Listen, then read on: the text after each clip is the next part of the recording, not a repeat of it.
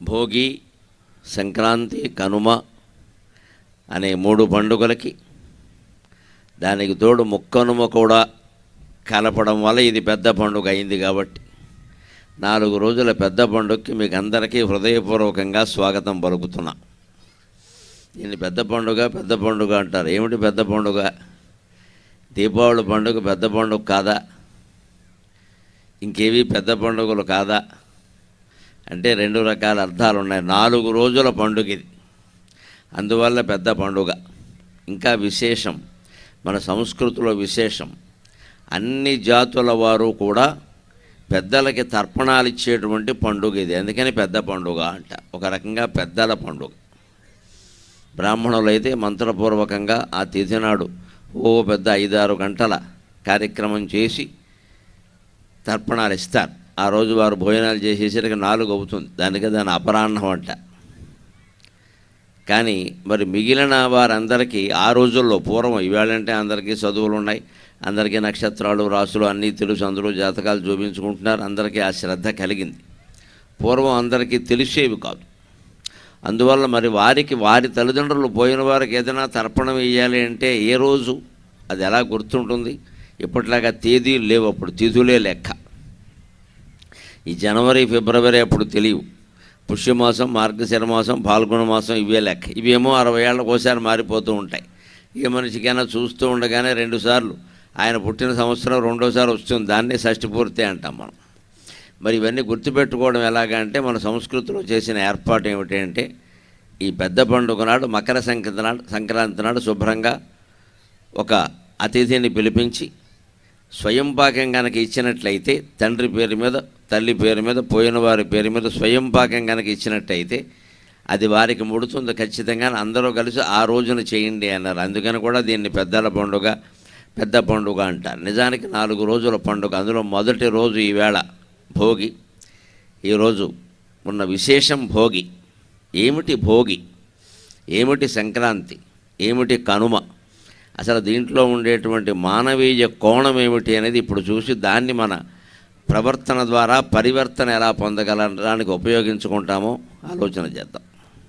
పగలు రేలును లేక బాధించు చలి జబ్బు భోగి మంటలలోన బుగ్గి కాగా, ఇంటింటి సౌభాగ్యమే దేశ భాగ్యమై సంక్రాంతి రథమట్లు సాగుచుండ, పశుపూజలో కూడా పశుపతి పూజనే కనుమన్న సంస్కృతి ఘనత చూప, పిడికెడు బియ్యము ప్రీతిగా గైకొని హరినామధనమిచ్చు కరుణతోడ, వచ్చే సంక్రాంతి 1000 ఏండ్ల వైభవమును తెచ్చే తెలుగింటి వాకిండ్లు తేరురగుచువిచ్చే, గొబ్బెమ్మలను త్రొక్కజొచ్చే గంగిరెద్దులు అయిననేమనరు అదే ముద్దో ఏమో, అయిననేమనరు అదే ముద్దో ఏమో. భోగి అంటే భోగాలను అనుభవించేవాడు అని ఒక అర్థం. భోగాలను అనుభవించేవాడు భోగి. ఇంకో అర్థం కూడా ఉంది. పాము పడగను కూడా భోగి అంట. పామునే అంటారు భోగి అని. భోగము అంటే పడగ, భోగము కలిగినది భోగి. అంచేది భోగి అంటే పాము అని కూడా అర్థం. భోగాలు అనుభవించేవాడు అని అర్థం ఉండే భోగి మాటకి పాము అర్థం ఎందుకుందండి? మనం అనుభవించే భోగాలన్నీ పాములు లాంటివి, ఎప్పుడు కాటేస్తాయో తెలియదు, అందుకని జాగ్రత్తగా ఉండమని అర్థం. ఐశ్వర్యం అనుభవించడం అంటే పాము పడగ నీడలో ఉన్నట్టు లెక్క. ఎప్పుడైనా పాము కాటేయచ్చు. పాము పడగ నీడని నమ్మడానికి వీల్లేదు. తాడు చెట్టు నీడనైనా నమ్మొచ్చు. తాడు చెట్టు నీడ ఉండేదే తక్కువ, అది నిలకడగా ఉండదు. అదేనా పర్వాలేదు, ఇస్తే ఇస్తుంది నీడ, ప్రమాదం చెయ్యదు. పాము నీడ ఎటువంటిది అంటే మనకి తెలియగా పైన పాము పడకబడితే ఏదో నీడ అనుకుంటాం మనం, కానీ కాటేస్తే జీవితంలో కొన్ని శక్తులు అలాగే ఉంటాయి, మన పక్కనే ఉండి మన కాటేస్తాయి. అందుకని భోగి అంటే పాము అని అర్థం. భోగి అంటే భోగం అనుభవించేవాడు అని అర్థం. ఏ భోగాలు అనుభవిస్తున్నా సరే మనం పాము పడగ నీడలోనే ఉన్నాం. ఈ భోగాలు ఎప్పుడు పోతాయో తెలియదు అనేటువంటి జ్ఞానంతో ఉంటే నిరంతరం భగవన్నామస్మరణలో ఉంటాం, భగవద్ధ్యానంలో ఉంటాం. అప్పుడు మనని కాటేయదలుచుకున్న పాముని భగవంతుడే నరికి వారేస్తాడు. అడ్డమేమీ లేదు అందులో. ఆ భగవన్నామస్మరణలో ఉన్నవాడికి మీద ఏమి కష్టాలు రాని, ఏమి నష్టాలు రాని, ఎవరు ఎటువంటి ఆయుధాలు విసరని ప్రహ్లాదుడిని కాపాడినట్టే మనని కాపాడతాడు ఆయన. అందుకని అది దృష్టిలో పెట్టుకోవాలి. భోగి అంటారు. అందుకని ఇంకొక అర్థం ఉంది భోగి అంటే, ప్రిపరేషన్ డే, తయారయ్యే రోజు. హిందువుల పండుగల్లో ఉండే విశేషం ఇదే, తయారయ్యే రోజు. అందుకే ప్రతి పండుగకి భోగి ఉంటుంది. వినాయక చవితికి ముందు రోజు భోగి, ప్రతిరోజు అంటారు అలా భోగి. సంక్రాంతికి భోగి అని ప్రత్యేకంగా ఉంది, కానీ శ్రీరామనవమికి ముందు రోజు భోగి. ఆ రామనవమికి సందర్భించిన సామగ్రి తయారవ్వాలి కదా, పానకం తయారు చేయాలి అంటే ముందు నీళ్లు సంపాదించాలి, బెల్లం సంపాదించాలి, చెరుకుగళ్ళు సంపాదించాలి, అల్లం కూడా సంపాదించాలి. బెల్లం కాదు, అల్లం కూడా సంపాదించాలి, మిరియాలు సంపాదించాలి, ఇవన్నీ తెచ్చుకోవాలి కదా. వినాయక చవితికి అయితే బోల్డ్ తయారీ ఉంటుంది. 21 రకాల ఆకులు తేవాలి, ఉండ్రాళ్ళు తయారు చేసుకోవాలి. అందులో మళ్ళీ శనగపప్పు ఉండ్రాళ్ళు, బెల్లం ఉండ్రాళ్ళు చాలా ఉంటాయి. ఇది భోగి తయారీ. అంటే మన పెద్దలు ఆచారం ఎలా పెట్టారు అంటే, పండగ చెప్పడంతో పాటుగా పండగకి ముందు రోజు భోగి కూడా పెట్టారు. తయారవడానికి ఓ రోజు పెట్టుకో ఖాళీగా, నిజానికి సెలవు ఆ రోజు ఇస్తే మంచిది, తయారవుతారు.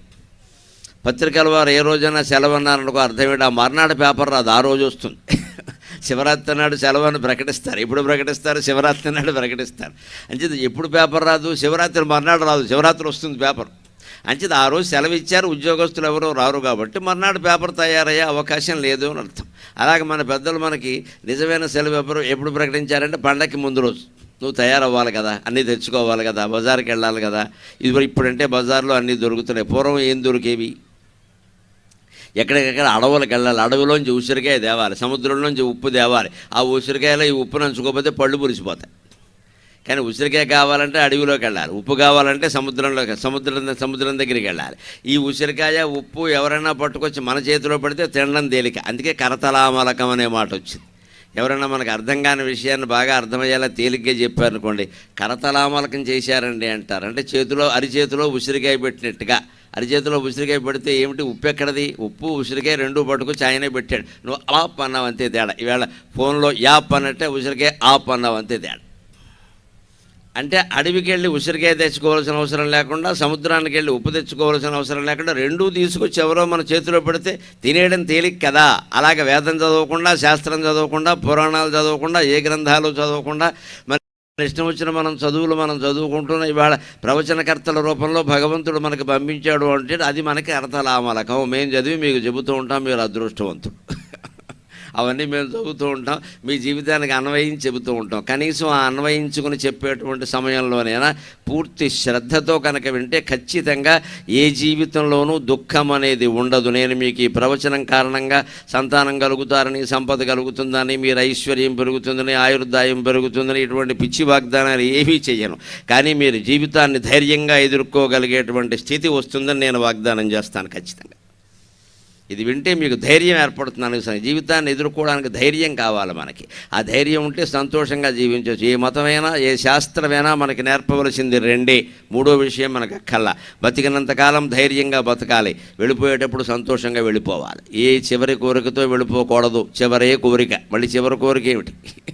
చివరే కోరిక. అంచేత చివరి కోరిక అంటూ ప్రత్యేకంగా ఉండదు. ఆ చివరే కోరిక కావాలి అంటే ఉన్న కొద్దిపాటి కోరికలు ఏమన్నా ఉంటే ఈ లోపు ఏదో తీర్చేసుకోవాలి. దురాశలకి దుర్దశలకి పోకుండా తీర్చేసుకోవాలి. అందుకే మన పండగలో వాటిని తీరుస్తారు. ఎలాగా?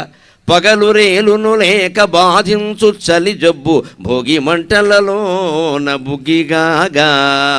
భోగి పండుగ నాడు విశేషం ఏంటంటే ముందు రోజు రాత్రి 2 గంటలు దాటాక చలిమంట వేస్తారు. అందులో ఏం వేస్తారు ఇప్పుడంటే ఏవో పట్టుకొచ్చి బారేస్తున్నారు, లారీ టైర్లు కూడా బారేస్తున్నారు. పూర్వం అలా కాదు. పాత కుర్చీలు, పాత పీటలు, పాత చెక్క సామగ్రి అందులో వేసేవారు ప్రతి ఇంట్లో. ఎందుకండి? ఒకటి చలిమంటలో ఏదో ఒకటి వేయాలి, వేయకపోతే ఎలా మండుతుంది అది? అందుకని ముందు భౌతికం. హిందువుల ఆచారాల్లో ఎప్పుడు భౌతికం, మానసికం, ఆధ్యాత్మికం 3 ఉంటాయి. భోగినాడు ముందు రోజు వేసే చలిమంటలో ఒక భౌతికమైన ప్రయోజనం ఏమిటంటే చెక్కలవి ఉంటే కానీ మరి చలిమంట ఉండదు కదా, వెయ్యాలి కదా. అందుకని ఏదో పాత చెక్కలన్నీ వదిలించుకుంటే వదిలిపోతుంది, ఆ చెక్కలతో అది మండుతుంది. ఇది భౌతికం. మానసికం ఏమిటంటే ఈ చలిమంట వేసినప్పుడు మీరు గమనించండి, అప్పటి నుంచి ఇప్పటి వరకు కూడా ఈ చలికాలంలో హేమంత ఋతువులో పుష్యమాసంలో వస్తుంది. రేపటి నుంచి ఇక సంక్రమణం దక్షిణాయనం పోయి ఉత్తరాయణ పుణ్యకాలం ప్రవేశిస్తుంది, మకర సంక్రమణం అంటారు. ఈ కాలంలో చలి విపరీతంగా ఉంటుంది. కానీ భోగి మంట వేస్తున్నారు అనగానే ఎంత ఏసీలు పెట్టుకుని, ఏసీలు లేకుండా ఏదో పడుకున్న వాళ్ళు కూడా, హీటర్లు పెట్టుకుని పడుకున్న వాళ్ళు కూడా కిందకు వచ్చి చలిమంట కాగుతారు. మానసికమైన అనుభూతి.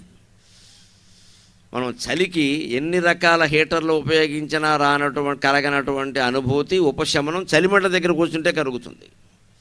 అందుకని ఒక మానసిక అనుభూతి. ఆధ్యాత్మికం ఏమిటో తెలుసా? ఇందులో పాత వస్తువులన్నీ వదిలించుకో, ఊరికే మమకారం పెంచుకోకు. మా తాత కుర్చీ, మా మామ పీట అని పట్టుకుని వేళ్ళాడకు. ఊరికే వాళ్ళు వెళ్ళిపోయారు. ఇవన్నీ దేనికి? ఇక్కడ అటక మీద పెట్టేవారు పూర్వం. అటకలన్నీ అలాగే ఉండి, ఇప్పుడు కూడా తక్కువేం కాదు. విల్లాలు, అపార్ట్మెంట్లు కట్టించోట అటకలు చాలా పెద్ద ఉంటాయి. ఎంత పెద్ద ఉంటాయంటే స్వర్గం నుంచి దేవేంద్రుడు దాంట్లోకి దూరాలు, కానీ మనం ఎక్కలేం. ఏనిచ్చినా సరిపోదు, ఎందుకంటే ఏమీ తీయం కదా అంటారు. ఇదో తప్పు. తీయనప్పుడు అటక ఎందుకంటే పని లేక సామాన్ అవతల బారేక తీయాలి. అటకలన్నీ తీయాలి, నెలకోసారి తీయాలి, దులపాలి, దులిపించాలి, లేకపోతే మళ్ళీ సామాను అక్కడ పెట్టాలి. పెడితే ఏమవుతుందో తెలుసా? ఏది అనవసరమైన సామానో తెలుస్తుంది, ఏళ్ల తరబడి దేన్ని పెట్టుకున్నామో తెలుస్తుంది. కొంపదీసి దాన్ని మనం సామాను పెట్టడం కంటే ముందే అందులో పాము చేరితే తెలుస్తుంది. అటకలు తీయాలి. చాలామంది అపార్ట్మెంట్లు, చాలా విల్లాలు అందంగా తయారు చేయించుకుని బ్రహ్మాండంగాను ఈ అటకలు మొత్తం మూసేసి అందమైన తలుపులతో మూసేసి మళ్ళీ అసలు తీయరు, దులపరు, అందులో ఏముందో చూడరు. ఇది ఎందుకో తెలియదు, జస్ట్ ఫర్ షో. ఈ షో వ్యవహారం పోయి జీవితంలో సహజంగా మనం బతకాలి అంటే అటకలు తీయాలి. ఒకవేళ అటకలు తీయాల్సిన అవసరం లేదు, సామాన్లు ఏవి లేవు అంటే అటకలు పెట్టుకో, అక్కడ గోడ పెట్టుకో. అటక మీద సామాన్లు వీళ్ళంతా తగ్గించడానికి భోగి పండుగ. ఆ పాత కుర్చీలు, పాత చక్రాలు, పాత సామాను అందులో బారాయి. ఇందులో ఆధ్యాత్మికం ఏమిటో తెలుసా? పాత జ్ఞాపకాలు కూడా దగ్ధమైపోవాలి, అప్పుడే జీవితం బాగుంటుంది ఖచ్చితంగా. అది భోగి పండుగ సారాంశం. పాత జ్ఞాపకాలు కూడా దగ్ధమైపోవాలి. మనం చాలామంది ఎందుకు బాధపడుతూ ఉంటాం? కక్షలతో రగిలిపోతూ ఉంటాం, ఆందోళనలు పెంచుకుంటాం, షుగరు బీపీలు తెచ్చుకుంటాం అంటే పాత జ్ఞాపకాల కారణంగా. ఎవ్వరి దృష్టి వర్తమానం మీద ఉండదు, గతం మీద ఉంటుంది. అప్పుడు ఏం జరిగింది 10 ఏళ్ల క్రితం, 20 ఏళ్ల క్రితం, 40 ఏళ్ల క్రితం, నీకు ఎందుకు గోలంతా? ఇప్పుడు ఏం చేస్తావు? దాన్ని మారుస్తావా? మార్చలేనప్పుడు దాని గురించి చర్చించకూడదు, మాట్లాడకూడదు. అవే మనిషి ఆ జ్ఞాపకాల మనిషిని పీకేసి లాగేసి మనిషిని నశింపజేస్తే చివరి గుండెపోటుకు కారణమవుతుంది. ఇంకొంతమంది ఉంటారు, గతం కాదు భవిష్యత్తు గురించి ఆలోచిస్తారు. ఇప్పుడు ఇంకా ఇంట్లో పిల్ల 8వ తరగతి చదువుతోంది, దాన్ని చదువుకోనివ్వరు. ఇది డాక్టర్ అవ్వాలని అవ్వదు, పేషెంట్ అవుతుంది. నీకేంటి అభ్యంతరం? పిల్లల మీద ఎప్పుడు ఆశయాలు రుద్దకూడదు, ఆలోచనలు రుద్దకూడదు. పిల్లలు చాలా విపరీతమైన టెన్షన్లో ఉన్నారు ఇప్పుడు. ఆ అమ్మాయికి ఏదో వేరే రంగం ఎంచుకోవాలని ఉంది, మనకి ఎందుకు ఆ గొడవ? వదిలేయచ్చు కదా. నువ్వు అది అవ్వాలి, ఇది అవ్వాలి. ఇంట్లో ఎవరు వంట నేర్పరు, పని చేయడం నేర్పరు. ముందు ఇది నేర్పుతున్నారు, బాగా షోకులు చేసుకుని తిరగడం ఒకటి బాగా నేర్పుతారు. తల్లి పిల్లకి, మనవరాలకి, మనవడికి, తాతకి, అందరికీ ఇదే. షోకులు చేసుకుని తిరుగు, ఏం చేయకు. అందువల్ల ఏమైందంటే పెళ్ళైన తర్వాత ఎవరైనా అన్నం పెట్టేవారు, ఇప్పుడు ఆర్డర్ పెడుతున్నారు, అన్నం పెట్టట్లేదు. ఇది ఏమైనా చేతనైతే కదా, వారికి రాదు వీరికి రాదు. కాఫీ పెట్టడం, తగాదా పెట్టడం ఒకటే వచ్చి ఇంకేమీ రాదు. ఏమొచ్చుని పెట్టడం అంటే తగాదా పెట్టడం వచ్చి ఇంకేమీ రాదు. ఇదివరకైతే ముందు పని నేర్పేవారు. పెళ్లి చూపుల్లో కూడా పని ఏమైనా వచ్చినా అని అడిగేవారు. పని పాట అనేవారు, పాట పాడమనేవారు. ఆ పాట వినేలా ఉంటే పెళ్లి చేసుకునేవారు, లేకపోతే మానేసేవాళ్ళు. పని వచ్చినా అని అడిగేవారు. అన్నీ బాగానే చేస్తుంటే ఫోన్లు చేసుకుని. ఇప్పుడు పని రాదు, మా అమ్మాయికి ఏమి రాదండి, మీ ఇష్టం, మీ కర్మ మీరు అనుభవించండి అంతే. మరి ఎందుకు వీరు అంటే వీరు ఇటాలియన్ ఆర్డర్ పెట్టుకుంటారు, వారు జపనీస్ ఆర్డర్ పెడతారు. ఇద్దరు కలిసి ఆసుపత్రికి ఆర్డర్ పెట్టుకుంటారు తర్వాత అంతే. దీనికోసమే దాంపత్యం, అది ఆలోచించుకోవాలి. ఎక్కడా అహంకారాలు పనికిరావు. పిల్లలకి పని నేర్పవలసిందే, పని బాగా అలవాటు అవ్వాలి, మగాళ్ళకి ఆడాళ్ళకి కూడా. అవి మానేసాం ఇవాళ. అందుకని మనకి తెలియజేస్తోంది భోగి పండుగ. పాత జ్ఞాపకాలు, భవిష్యత్తు గురించిన ఊహలు వద్దు. నువ్వు డాక్టర్ అవుతావా, ఇంజనీర్ అవుతావా, ఏమీ అవ్వద్దు. ఈ ప్రపంచం మొత్తం మీద కవి అవ్వచ్చు, పండితుడు అవ్వచ్చు, గాయకుడు అవ్వచ్చు, డాక్టర్ అవ్వచ్చు, ఇంజనీర్ అవ్వచ్చు. అన్నిటికంటే కష్టమైనది ఏదో తెలుసునండి, మంచి మనిషి కావడం చాలా కష్టం అమ్మా. అందుకోసం ఇక్కడికి వచ్చాం మనం, అందుకోసం ఇక్కడికి వచ్చాం. ఇవాళ సమాజం ఎలా ఉందో గమనించండి. ఏ పత్రికైనా చదవండి, జిల్లా అనుబంధాలు చదవండి, అన్నీ మానభంగాలు, హత్యలు, ఘోరాలు, నేరాలు. ఎందుకు ఎలా తయారైంది? మనం సంస్కారం నేర్పడం లేదు, చదువు చెబుతున్నాం కానీ. అదవుతారు ఇదవుతారో ఉండదు, నువ్వు మంచి మనిషి అయితే చాలు, ఇంకేం అక్కల్లా. నరుడు ఒకట ఎంతో దుష్కరము సుమ్ము అంటాడు మహాకవి దాశరథి. మనం మనుషులం కావట్లా, ఇంకేదో అవుతున్నాం ఇక్కడ. పూర్వకాల పెద్దల్ని ఇక్కడ కూడా 70 ఏళ్ళు దాటి ఉన్న వాళ్ళని, స్త్రీలని, పురుషుల్ని కూడా గమనించండి. వారి జీవితాల్లో ఏదో అవ్వాలి అనుకోలేదు. ఏదో భగవంతుడు ఆయుర్దాయం ఉన్నంతకాలం 2 మెతుకులు తిని మంచి పేరు తెచ్చుకుంటే చాలు, ఇంకేం అక్కల. వాళ్ళ ఆశయం అంతే, మంచి పేరు తెచ్చుకుంటే చాలు, ఇంకేం అక్కల. పిల్లల్ని ఆ మంచి పేరు తెచ్చుకోవడం కోసం ప్రయత్నం చేసి పెంచాలి. ఏదో వృత్తిపరంగానో డబ్బు పరంగానో ఎదగడం కాదు ఇక్కడ. అంటే పాత జ్ఞాపకాలు వదిలేయాలి, భవిష్యత్తు గురించిన ఊహలు భయాలు వదిలేయాలి. పూర్తిగా వర్తమానం. నువ్వు భోగినాడు ఏ చలిమంట కాగుతున్నావో ఆ చలిమంట మీదే నీ దృష్టి అంతా ఉంటే, ఆ వెచ్చదనాన్ని అనుభవిస్తే వర్తమానాన్ని ఆస్వాదించడం అర్థమవుతుంది. ఇంటింటి సౌభాగ్యమే దేశ భాగ్యమై సంక్రాంతి రథమట్లు సాగుచుండ. ప్రతి ఇంటి భాగ్యం, సౌభాగ్యం కలిపితే దేశభాగ్యం అవుతుంది. దేశం అంటూ ఎక్కడా లేదండి, మీరు గమనించండి. సమాజం అంటాం మనం చాలామంది. ఏదైనా జరిగితే సమాజంలో మార్పు రావాలండి, సమాజం ఎక్కడుందో చూపించండి దయచేసి. సమాజం అని ఏదైనా ఒక బిల్డింగ్ ఉందా? సమాజం అని ఏదైనా ఒక వీధి పేరా? సమాజం అంటే ఎవరండి? మిత్రమా, నువ్వు నేను కలిపితే లోకం, నిన్ను నేను కలిపేదే శ్లోకం, అదే ప్రవచనం. నువ్వు నేను కలిపితే లోకం, నిన్ను నన్ను కలిపేది శ్లోకం. సమాజం అంటే నువ్వు నేను. ఇక్కడ ఇన్ని వేల మంది జనం కనపడుతున్నారు, ఇది సమాజం కాదా? ఇది మార్పు ఉంటే, ఇందులో మార్పు ఉంటే సరిపోదు, ఇంకెక్కడ సమాజం? మనం తప్పించుకుందుకు మాట్లాడుతూ గొప్ప మాట ఏం మాట్లాడతామంటే సమాజంలో మార్పు రావాలి. ఎవరా సమాజం, ఎక్కడదా సమాజం? నువ్వు నేను కలిపితేనే కదా, నువ్వు మారరాదా? మారడో. కానీ సంక్రాంతి పండుగ ఏం చెబుతుందంటే, మీరు గమనించండి, ఇంటి ముందు ముగ్గులేస్తారు, అందులో రథం ముగ్గేస్తారు బ్రహ్మాండంగా. ఆ రథం తాడు పక్క ఊరు వరకు వేస్తారు సరదాకి. ఈ తాడు వేసుకుంటూ అలా తాడు ముగ్గు రూపంలో పేనుకుంటూ వెళ్ళిపోయిన భార్యను వెతుక్కుంటూ భర్త కూడా పెడతాడు ఆ ఊరు. మా ఆవిడ ఎక్కడుందంటూ, ఎందుకంటే ఈవిడ తాడేసుకుంటూ వెళ్ళిపోయింది పక్కకి. అంతే, అంతంత పొడుగు రథం వేస్తారు కదా. అవన్నీ పోటీలు కూడా పెడతారు కదా, సంక్రాంతికి ముగ్గుల పోటీలు పెడతారు. ఎందుకంటే ఉద్దేశం, ఆ రథం మామూలు రథం కాదమ్మా, భారతీయ సంస్కృతికి ప్రతీకైన త్యాగానికి రథం. అది బలిచక్రవర్తి రథం. దానికి సారథి ఎవరో తెలుసో? ఆశ్చర్యం. అర్జునుడికి ఎవరు సారథ్యం వహించారో బలిచక్రవర్తికి కూడా వారే సారథ్యం వహించారు. సాక్షాత్ శ్రీమన్నారాయణమూర్తి ఆ బలిచక్రవర్తి రథానికి సారథి. సంక్రాంతి నాడు రథం ముగ్గు వేస్తే బలిచక్రవర్తి, శ్రీమన్నారాయణమూర్తి ఇద్దరూ కలిసి మన ఇంటికి వస్తారు. ఏమిటి బలిచక్రవర్తి ప్రత్యేకత? ప్రతి మనిషికి అహంకారం ఉంటుంది, ప్రతి మనిషికి ఎంతో కొంత గర్వం ఉంటుంది. ఉండనియండి, పర్వాలేదు, నష్టం లేదు. బలిచక్రవర్తికి కూడా ఉంది. లేకపోతే విష్ణుమూర్తి ఆయన్ని పాదంతో కిందికి పాతాళానికి తొక్కవలసిన పని ఏమీ లేదు. అందుకే చేశాడు ఆ పని.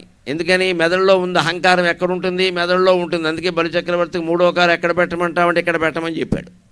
ఆయనకి తలలో ఉంది కాబట్టి తల మీద పెట్టాడు. మనకి మెదడు మోకాల్లో ఉంటుంది కదా.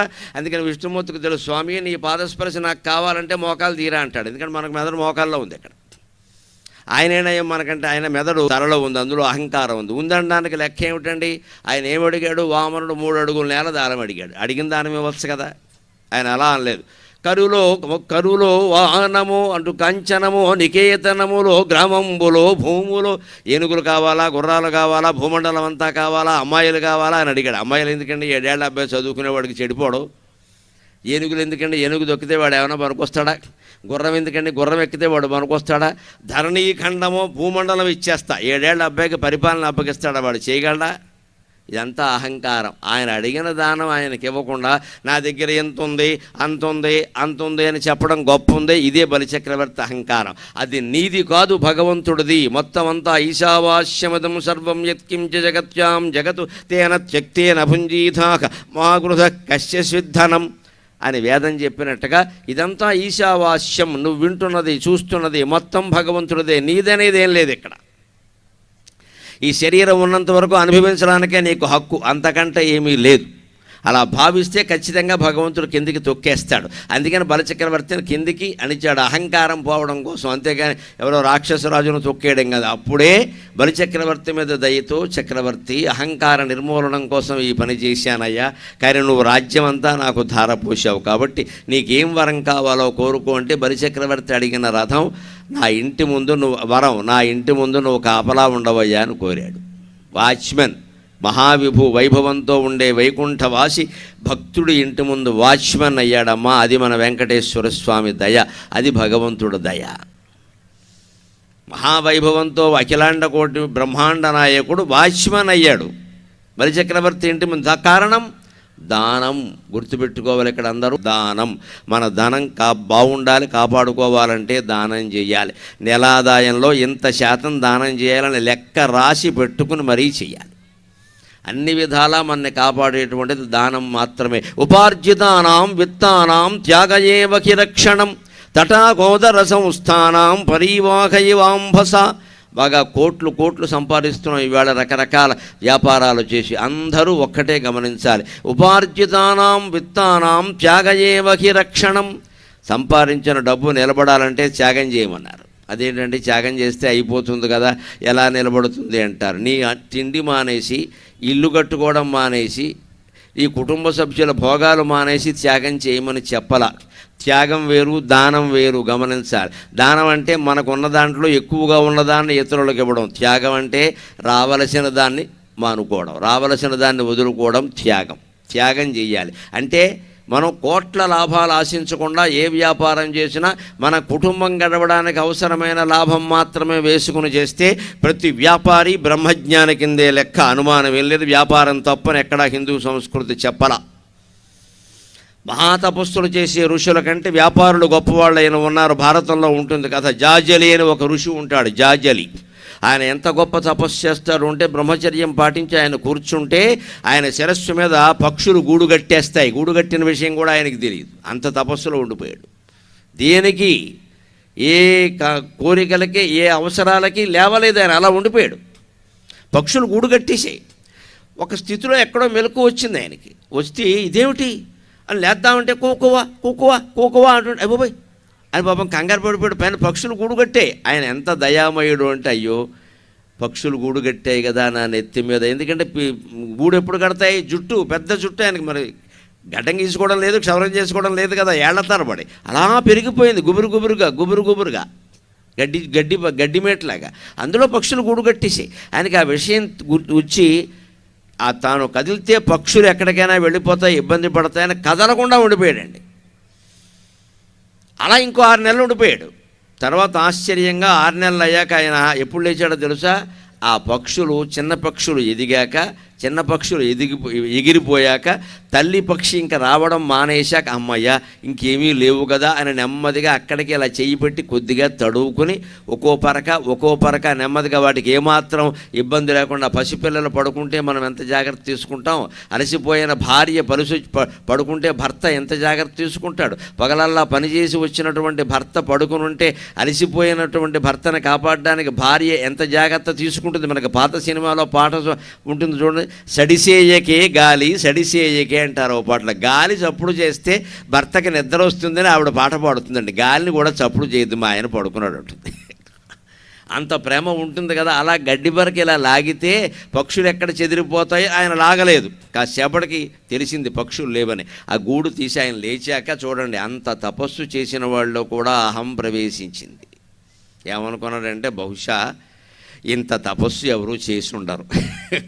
ఇలా కూర్చుని ఏళ్ల తరబడి పక్షులు గూడు పెట్టినా అది కూడా తెలియకుండా తపస్సు చేయడం అంటే ఆశ్చర్యమే. ఇది నా అంత తపస్సు ఎవరూ చేసి ఉండరు అని వెంటనే ప్రెస్ వాళ్ళ కోసం చూశాడు ఆయన. డబ్బా కొట్టుకుందాం, ప్రెస్ మీట్ కదా మనం పెట్టింది. ఎవరైనా కెమెరాలు పట్టుకుని కనబడతారా, పత్రికలు పట్టుకుని కనబడ? ఏమయ్యా ఊరికే అడుగుతున్నాను, అహంకారంతో కాదు, సమాచారం కోసం. మీరంతా తిరుగుతూ ఉంటారు కదా, పక్షులు నెత్తి మీద గూడు పెట్టినా సరే కదలకుండా తపస్సు చేసిన మహర్షి ఎవరైనా ఉన్నారా అంటే, అయ్యో బాబు ఎవరూ లేరనే అనుకుంటాడు. ఇది అహంకారమే. నువ్వు చేసే వదిలేయరాదా ఆ విషయాన్ని, ఎక్కడ విషయాన్ని అక్కడే వదిలేయాలి. ఈయన పట్టు కూర్చున్నాడు. అది క్రమంగా పేరుకుపోయింది. అహంకారమే మనకు అన్ని అనర్థాలకి మూలం. అది పేరుకుపోయింది. దాంతో ఆయన ఆ అహంకారంతోనే పేరుకుపోయి నా అంత తపస్సు ఎవరు చేయరా అని అనుకుంటూ ఉంటే ఆకాశవాణి శబ్దం వినపడింది.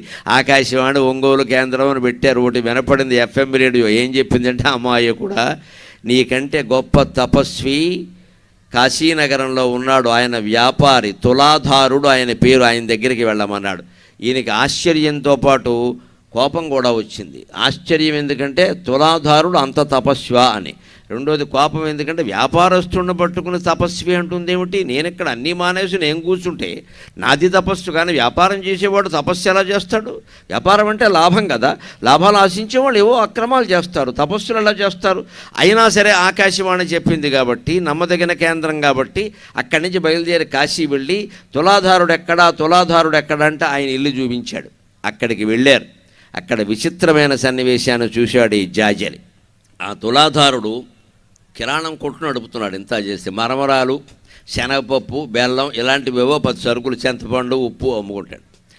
ఆయన అక్కడ కూర్చున్నాడు.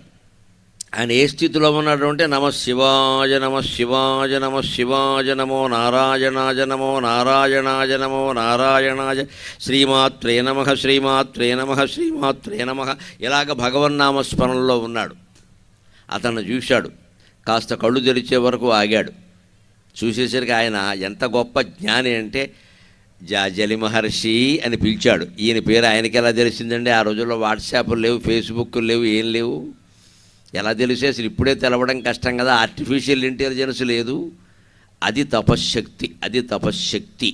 ఆ తపశ్శక్తి కృత్రిమ మేధ కంటే మించింది. తన మనస్సులో ఏదైనా సంకల్పిస్తే తపస్సు చేసినవాడు ఆ మనస్సంకల్పం అప్రయత్నంగా అమలు జరిగిపోతుంది. అందుకని ఆయనకి జ్ఞానం కలిగింది, గొప్ప జ్ఞానం కలిగి జాజలి మహర్షి అనగానే ముందు ఆయన కింద పడిపోయాడు. నా పేరు వీడికి ఎలా తెలిసింది? ఎందుకంటే ఆధార్ కార్డులు కూడా లేవు అప్పుడు.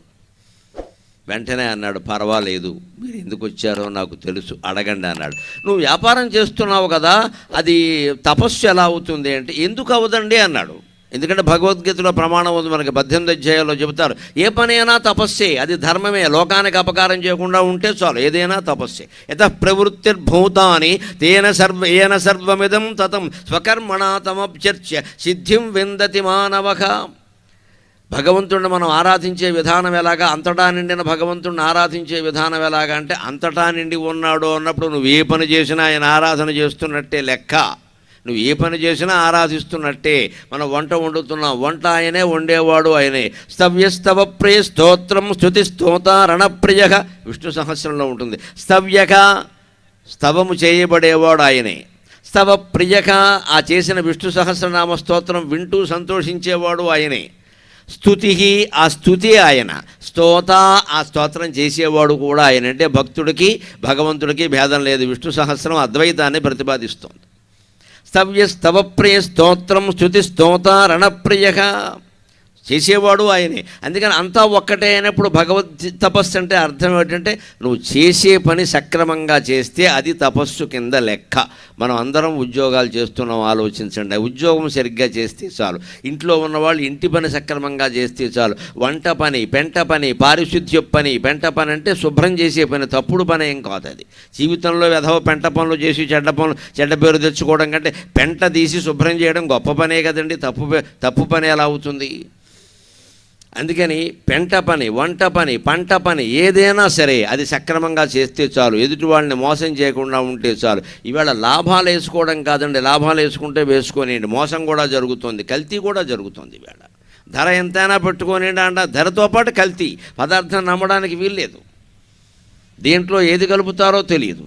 ఆ తులాధారుడు అవేవీ కలపకుండా, కల్తీ చేయకుండా, ఎక్కడా ఎవరిని మోసం చేయకుండా 10% లాభం మాత్రమే వేసుకుని దానితో తన కుటుంబాన్ని పోషించుకుంటూ న్యాయంగా వ్యాపారం చేస్తున్నాడు. ఎవరైనా వస్తే సరుకు అమ్ముతున్నాడు, లేకపోతే కూర్చుంటున్నాడు. మిగిలిన సమయం అంతా స్మర్తవ్యం. చేస్తే కర్తవ్యం, ఖాళీ ఉంటే స్మర్తవ్యం. ఈ రకంగా జీవితాన్ని గడుపుతున్నాడు. సుఖాన్ని దుఃఖాన్ని సమానంగా తీసుకుంటానయా, నిందని స్తుతిని సమానంగా తీసుకుంటానయా, లాభాన్ని నష్టాన్ని కూడా సమానంగా తీసుకుంటానయ్యా, అందువల్ల నేను తపస్సు చేస్తున్నట్టే లెక్క అంటే జాజలి మహర్షి కన్నీళ్లతో ఆ తులాధారుడి పాదాలకు అభిషేకం చేశాడు. అది వ్యాపారంలో ఉండే గొప్పతనం. వ్యాపారం మానక్కర్లేదు, ఏ వ్యాపారమైనా చేసుకోవచ్చు. మనం ఏది వాగ్దానం చేశామో, ఏది కాగితాల్లో పేర్కొన్నామో అలాగే చెయ్యాలి ఖచ్చితంగా. కట్టుబడి అంటే కట్టుబడే, పెట్టుబడి అంటే పెట్టుబడే, అందులో ఏమీ తేడా ఉండకూడదు. అలా చేస్తే వ్యాపారస్తులందరూ కూడా తపస్సు చేస్తున్నట్టే లెక్క. ప్రజలని మాయ చేస్తే భగవంతుడు ఉంటాడు, కఠినంగా శిక్షిస్తాడు. అది వేరే విషయం, పండగ నాడు చెప్పుకోవలసిన మాట కాదు అది. అందుకని తన బలిచక్రవర్తి త్యాగం చేశాడు, తనకి రావలసిన దాన్నే వదులుకున్నాడు ఆయన రాజ్యాన్ని. అందుకని ఆయన రథాన్ని పరమేశ్వరుడు స్వయంగా శ్రీమన్నారాయణమూర్తి నడిపించాడు. ఇక కనుమ పండుగ విశేషం ఏమిటో చూద్దాం. పశుపూజలో కూడా పశుపతి పూజనే కనుమన్న సంస్కృతి ఘనత చూప. కనుమనాడు పశువుల్ని పూజిస్తాం, ఎద్దుల్ని, గుర్రాల్ని, గాడిదల్ని కూడా పూజిస్తారు, అవి కూడా పశువే. ఇవన్నీ గమనించండి. ఏమిటో సంస్కృతి ఎంతసేపు ఏదో గుడి నమ్మకాలతో వెళ్ళిపోవడం కాదు. ఎందుకు పూజిస్తారు? పైగా వేటిని పూజిస్తున్నారు? కుక్కను పూజించరు, కనుమనాడు కుక్కను పూజించరు, బలిని పూజించరు, అవి జంతువులే కదా. పిల్లిని పూజించరు, కుక్కను పూజించరు, పిల్లిని పూజించరు, ఎలకను పూజించరు. గుర్రాన్ని, ఏనుగుని, ఎద్దుల్ని, ముఖ్యంగా రైతులు ఎద్దు, ఆవు, గేదె, దున్నపోత అన్నీ ఎద్దేగా అనుకోకండి, కేవలం ఆవే అనుకోకండి, అన్నీ. ఎందుకో తెలుసా? ఇవన్నీ మానవులకి వాహనాలు. అందుకే కనుమనాడు ప్రయాణం చేయొద్దన్నారు. ఎందుకని? ప్రయాణం చేస్తే ఏం చేస్తాం? దాన్ని దెబ్బేస్తాం, నడో నడో అన్నది దెబ్బేస్తాం. నువ్వు ఆ రోజే పూజిస్తావు, ఆ రోజే దెబ్బేస్తావు, బుద్ధుందా? ఎవరైనా రిటైర్ అయిన మాస్టర్కి ఆ రోజే ఆయనకి సన్మానం చేసి, ఆ సన్మానం అవగానే మీరు సర్వీసులో ఉండగా నేరం చేసేటండి, ఇదిగో అరెస్ట్ ఆర్డర్ వచ్చింది, పోలీసులు ఉన్నారంటే ఏమైపోతాడు ఆయన? ఓ రోజు వెనకాల చేయొచ్చు కదా అరెస్ట్ ఏదో. ఆ రోజే సన్మానం చేసి ఆ రోజే అరెస్ట్ అంటే అలాగే పశువులను మనం కనుమనాడు పూజ చేసి పసుపు రాసి కుంకుమ రాసి దండ వేసి నానా హడావుడే చేసి మళ్ళీ దాన్నేమో అత్తారింటికి వెళ్ళడానికి బండి కట్టేసి, అప్పట్లో అవే కదా మరి, 2 ఏళ్ల బళ్ళు గుర్ర బళ్ళే ఉన్నాయి, ఏమున్నాయి కనుక కట్టేసి దాన్ని చెదగొట్టేస్తే అదేమనుకుంటుంది? పొద్దున్న దండ వేసాడు, సాయంత్రం దండిస్తున్నాడు, పొద్దున్న దండ సాయంత్రం దండన, ఏంటి గోళ అని పశువు శపిస్తుంది. అందుకే ప్రయాణాలు చేయొద్దు అని చెప్పారు. ప్రయాణాలన్నీ వాహనాల ద్వారా జరిగేవి కాబట్టి, ఎద్దుల ద్వారా, ఎద్దుల బండి ద్వారా, ఒంటెద్దు బండి ద్వారా, గుర్రాల బండి ద్వారా జరిగేవి కాబట్టి, ఒక్కోసారి గాడిదలను కూడా వాహనాలుగా ఉపయోగించేవారు కాబట్టి, ఏ ప్రయాణాలు చేయకుండా ఉంటే ఏ జంతువుల్ని వాహనంగా వాడడం, వాటిని శిక్షించం. కాబట్టి కనుమనాడు ప్రయాణం చేయొద్దు అన్నారు. ఇవాళ విమానాల్లో వెళ్ళే వాళ్ళకి, రైల్లో వెళ్ళే వాళ్ళకి ఇది వర్తించదు. ఫర్ యువర్ కైండ్ ఇన్ఫర్మేషన్, సుఖంగా వెళ్ళిపోవచ్చు. ఇంకో రోజు ఉండి అత్తారిని బాధ పెట్టాల్సిన పనే లేదు. ఇదే సెంటిమెంట్ ఏమిటో, సంస్కృతి ఏమిటో తెలుసుకోవడం అంటే ఇది. ఎందుకు వచ్చిందో తెలుసుకుంటే అర్థమైపోతుంది, పాటించాలో అక్కల. కనుమనాడు వెళ్ళకూడదు, రైలు టికెట్ దొరికినా సరే తీసుకోవడం మానేస్తాడు ఈయన. ఎందుకు వెళ్ళకూడదు అన్నారు? పెడితే ఏమిటి, వాళ్ళకేమిటి నష్టం? సూర్యుడికి నష్టమా, చంద్రుడికి నష్టమా, మకర సంక్రమణానికి నష్టమా, ఇండియన్ గవర్నమెంట్కి నష్టమా? రైళ్ళన్నీ ఆగిపోతే వాళ్ళకే నష్టం. పూర్వకాలం జంతువులు వాహనాలుగా వాడడం వల్ల, వాహనంగా జంతువును ఉపయోగిస్తే జంతువును కొట్టక తప్పదు కాబట్టి, సన్మానం చేసిన రోజునే అవమానం చేయడం భావ్యం కాదు కాబట్టి కనుమనాడు వెళ్ళొద్దన్నారు. ఇంకో కారణం ఏమీ లేదు ప్రత్యేకంగా. అంచేత అలా చేసి ఇప్పుడు అవసరం లేదు, కనుమనాడైనా వెళ్ళొచ్చు, ముక్కనుమనాడైనా వెళ్ళొచ్చు, నీకు వీళ్ళు బడి చెయ్యి. ఇవాళ సాఫ్ట్వేర్ కంపెనీలు వచ్చాక నేను కనుమనాడు రాను అంటే, అయితే ఒక నోటీస్ పంపిస్తాం, కనుము అంటారు. కనుము అంటే చూడమని, వాడు పోతాడు అక్కడి నుంచి, పింక్ స్లిప్ ఇస్తారు కనుము అని. నువ్వు రాకపోతే ఊరుకుంటారేంటి ఇక్కడ? అంచేతే పిచ్చి సెంటిమెంట్లు పనికిరావండి, అందుకోసం పెట్టలా. కానీ దాంట్లో ఉండే ఉద్దేశం, ఆ పశు పూజలోనే పశుపతి పూజ. మన దేవతల వాహనాలన్నీ పశువులే, మీరు గమనించండి. ఇంద్రుడు, శివుడు యొక్క వాహనం ఎద్దు, బ్రహ్మదేవుడు వాహనం హంస, శ్రీ మహావిష్ణువు వాహనం గరుత్మంతుడు, అమ్మవారు లక్ష్మీదేవి యొక్క వాహనం గజేంద్రుడు, వినాయకుని వాహనం ఎలుక, పార్వతీదేవి వాహనం సింహం, సరస్వతీదేవి వాహనం హంస. అన్ని పక్షులు పశువులే ఉన్నాయండి. ఈ పక్షుల్ని పశువుల్ని మనం ఎలా భావించాలంటే దేవతల వాహనాలుగా భావిస్తాం కదా. అంటే దేవతల్ని వహించే శక్తి వాటికి ఎలా వచ్చిందండి? ఉదాహరణకి వినాయకుడు వాహనం ఎలక, దానికి పేరుంది, దానికి ఆధార్ కార్డు మీద పేరు ఒకటి ఉంది, దాని పేరు అనింద్యుడు. అనింద్యుడు అంటే లోకంలో నిందించవలసిన అవసరం లేనివాడు, సత్ప్రవర్తన కలిగినవాడు. ఎవరూ నిన్ను వేలెత్తి చూపించకుండా, నిందించకుండా నీ ప్రవర్తనను నువ్వు నిర్మాణం చేసుకుంటే నువ్వు ఎలకలాగా వినాయకుడికి వాహనం అవుతావు. ఆ దేవతల్ని మనం వహించాలి అంటే మన మనస్సులో మంచి ఆలోచనలు, మన మాటల్లో మంచి మాటలు, మన చేతల్లో మంచి పనులు ఉండాలి. అప్పుడు ఖచ్చితంగా భగవంతుడికి వాహనాలు అవుతాం. ఆ వాహనాన్ని పూజిస్తే, పశువును పూజిస్తే పశుపతిని కూడా పూజించినట్టే. పశు పూజలోనైన పశుపతి పూజనే కనుమన్న సంస్కృతి ఘనత జోప. ఇంకో ఆశ్చర్యం, ఇప్పుడు హరిదాసులు వస్తారు, ఎంత గట్టిగా పాడతారండి, ఎంత గొంతు అలిసిపోతుందండి. వాళ్ళ నెత్తి మీద ఉండే పాత్ర చూడండి, చిన్నది ఉంటుంది ఇంతే. ఇప్పుడేం కొండలోనూ పెద్ద పెద్ద డేగిశాలు పెట్టుకోరు వాళ్ళు, మొయ్యలేరు కూడా, ఇంత ఉంటుందంతే. అందులో మళ్ళీ సగం పూలదండలే సరిపోతాయి, దాని చుట్టూ అలంకారం. అందులో ఎన్ని బియ్యం పడతాయి? కేజీ బియ్యం, 2 కేజీలు బియ్యం పడితే గొప్ప, అంతకంటే పట్టవు.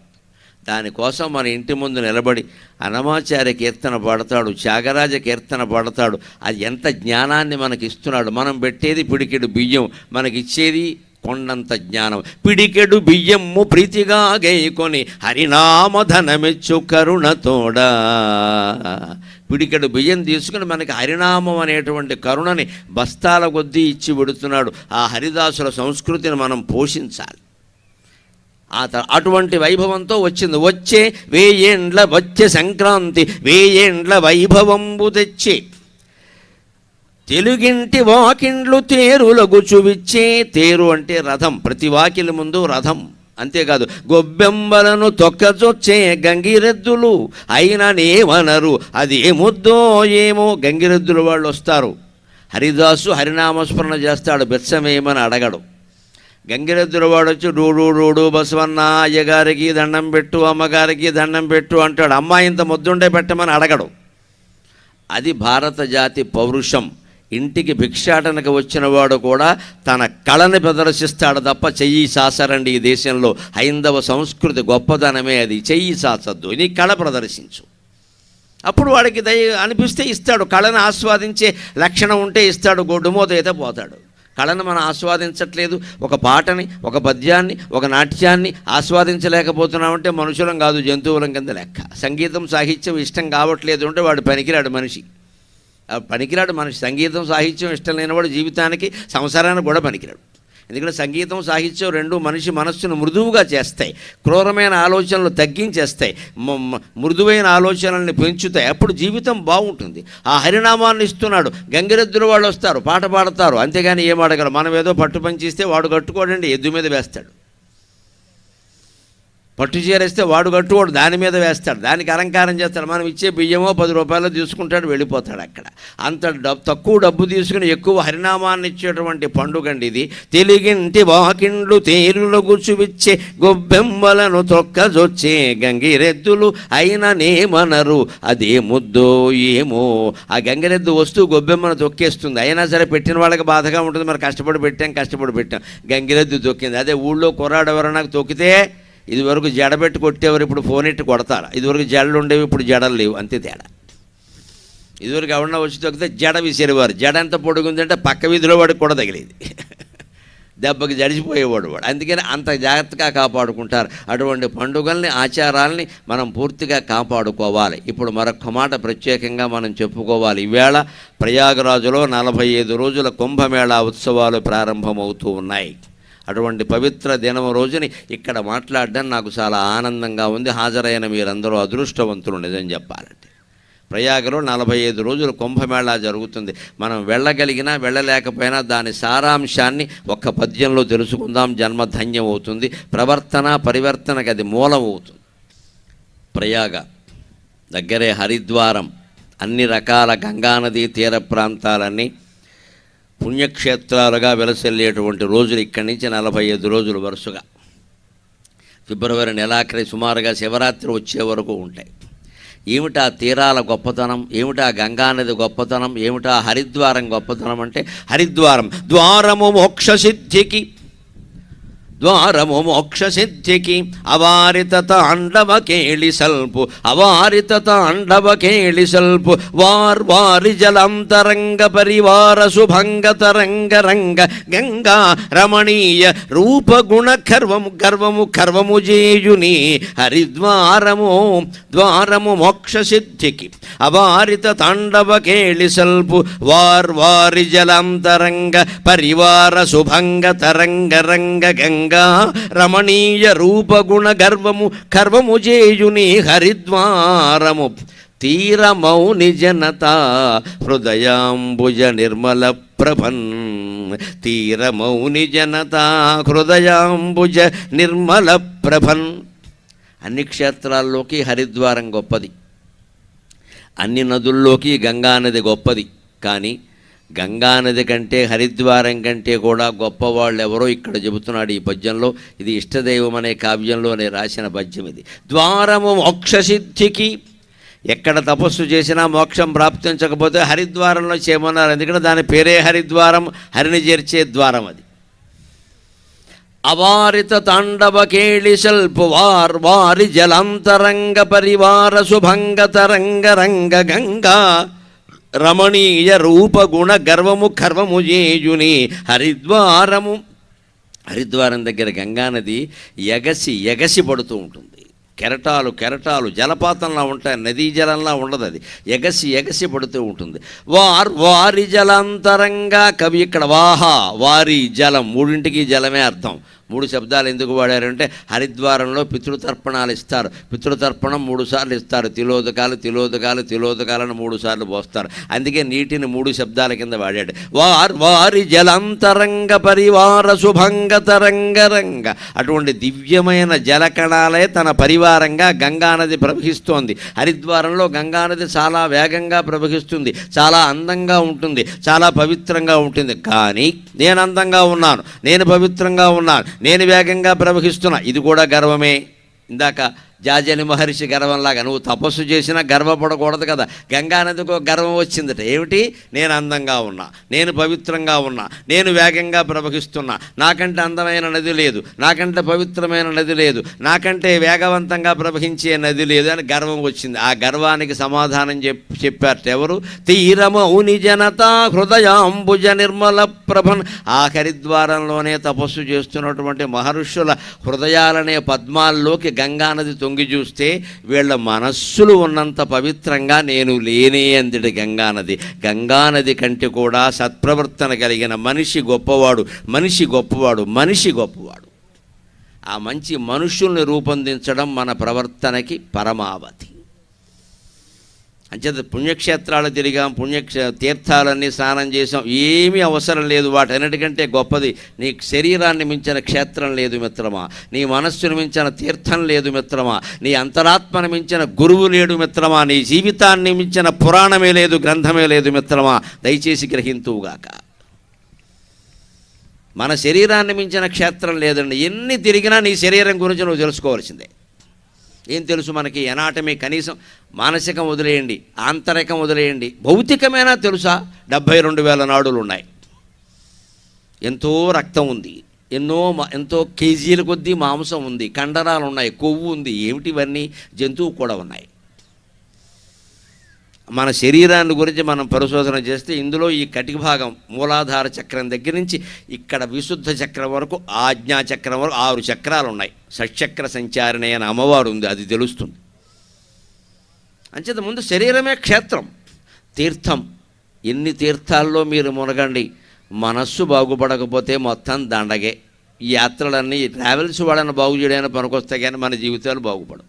న శరీరమల త్యాగాత్ నరో భవతి నిర్మలక మానసే తుమలే త్యక్తే తతో భవతి నిర్మలక అంటుంది శాస్త్రం. పరివర్తనలో మనం చెప్పుకోవలసిన మాట. నా శరీరమల త్యాగాత్ నరో భవతి నిర్మలక. రోజు స్నానం చేస్తున్నాం మనం, గమనించండి. చలికాలం 1 పూట చేస్తాం, వేసవకాలం 2 పూట్ల 3 పూట్ల కూడా చేస్తాం. ఏం ఉపయోగం అండి? పొద్దున్న సబ్బెట్టి తోమాం, పొద్దున్న సొంతూరు సబ్బెట్టాం, సాయంత్రం పొరుగురు సబ్బెట్టాం, గేదిని గడ్డెట్టి తోమినట్టే తోమాం. ఏం బాగుపడ్డాం? కనీసం మనకంటే గేదె అదృష్టవంతురాలు, దాన్ని ఎవడో తోముతున్నాడు. మన కర్మ మనమే తోముకోవాలి. ఎవరినో తోమమంటే బాగుండదు కదా. ఇన్నిసార్లు తోమా, ఏం మార్పు వచ్చింది? ఇదివరకు చేసిన తప్పు చేయకుండా ఉన్నావా?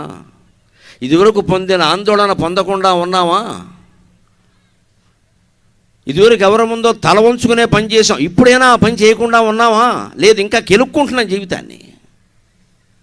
అంచేది అప్పుడు ఎన్ని క్షేత్రాలు తిరిగితే ఏమిటండి? నాకు ఆశ్చర్యం కలిగించేది ఎప్పుడు ఏమిటంటే, గుళ్ళో గడితే పాపాలు పోతాయి, క్షేత్రాలు గడితే పాపాలు పోతాయి. పాపాలు పోవడం పుణ్యాలు పోతాయని చెప్పరేమండి? అది కూడా ఉందమ్మా. నాకు మొహమాటం లేకుండా మాట్లాడడం అలవాటు. పుణ్యాలు కాదు, పుణ్యాలు కూడా పోతాయి. పోతే రెండు కలిపిపోతాయి, ఒకటి పోవడం ఉండదండి. ఆధ్యాత్మిక వ్యవస్థలో ఇదో పచ్చి మోసం. పాపం పోవడం అంటే పుణ్యం కూడా పోతుంది.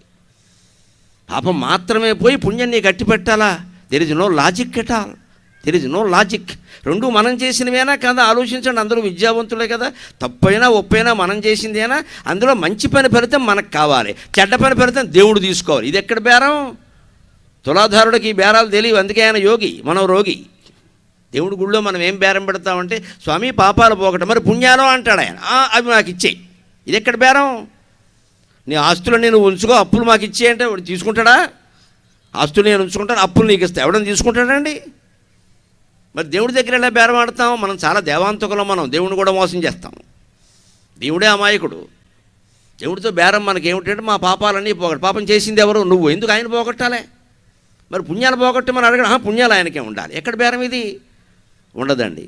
గంగానది కంటే కూడా, కుంభమేళా కంటే కూడా, అక్కడికి వెళ్ళడం కంటే కూడా, అక్కడ స్నానాలు చేయడం కంటే కూడా, నువ్వు ఉన్న చోటే ఉండి అన్న మాట కట్టుబడి ఉండు. మాటల్లో సత్యం, చేతల్లో ధర్మం, మనస్సులో భగవంతుడు. అంటే నీ జీవితమే ఒక కుంభమేళా, నీ జీవితమే ఒక కుంభమేళా. అది మనం గ్రహించాలి, అది మనం గ్రహించాలి. అందుకు ఎంతమంది సిద్ధంగా ఉన్నారు?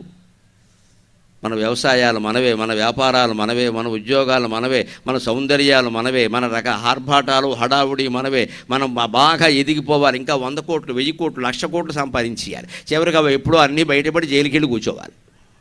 అప్పుడు ఏ యజ్ఞం చేస్తే జైలు నుంచి బయటకు వస్తాం? రావు, కూర్చో, అక్కడ కూర్చొని చేసుకో. ఇవన్నీ చేయమని వాడు చెప్పాడు. అందుకే తీరంలో, హరిద్వారం తీరంలో తపస్సు చేస్తున్న మహర్షులు ఏమంటున్నారంటే, ఓ గంగా, నీ పవిత్రత గురించి గర్వించక నీకంటే పవిత్రంగా ఉన్నాం మేము. నువ్వు అందంగా ఉన్నావని గర్వించక నీకంటే అందంగా ఉన్నావు. గంగానది కంటే మహర్షి ఎలా అందంగా ఉంటాడండి? ఎవరు అందంగా ఉంటారండి జీవితంలో? అందంగా చాలామంది ఉన్నాం కదా, ఆలోచిద్దాం.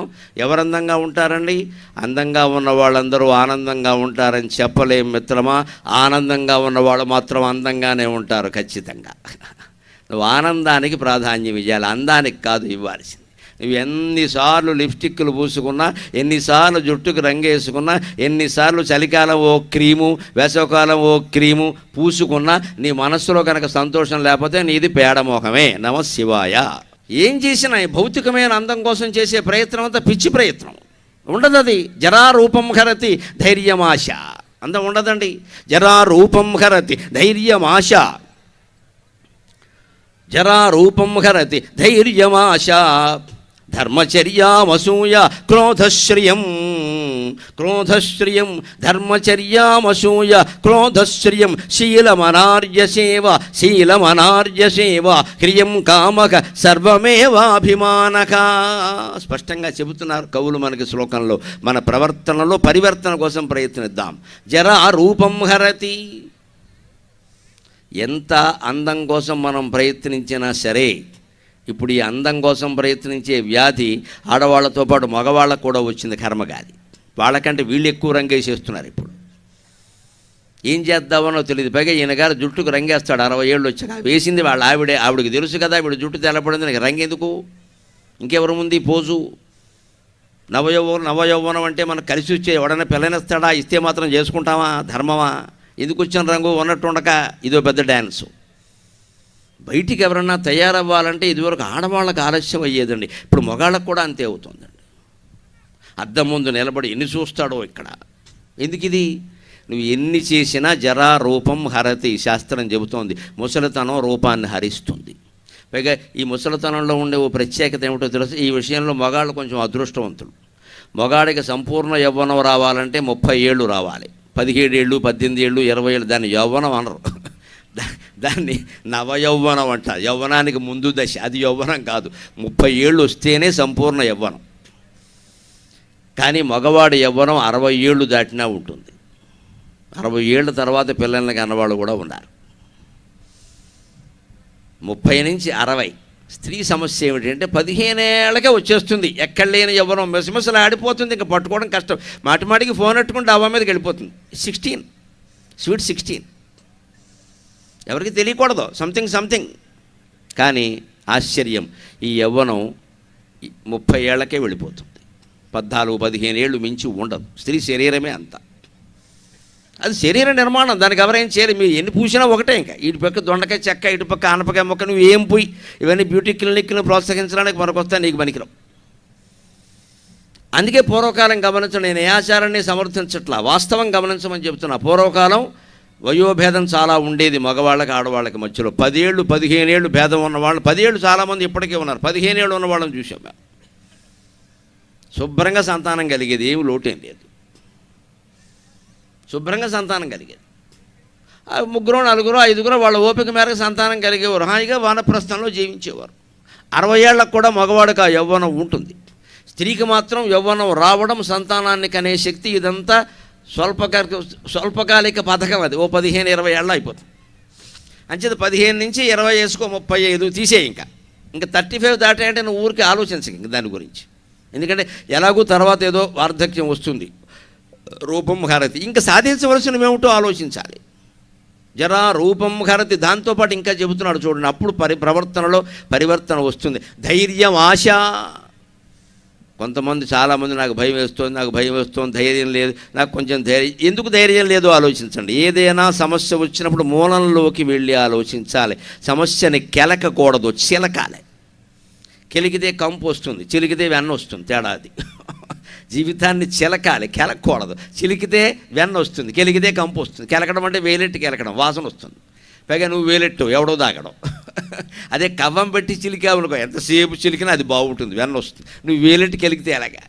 చాలా సమస్యలకు జీవితాన్ని మనం వేలెట్టి కెలుగుతాం, కవ్వం పెట్టి చిలకం.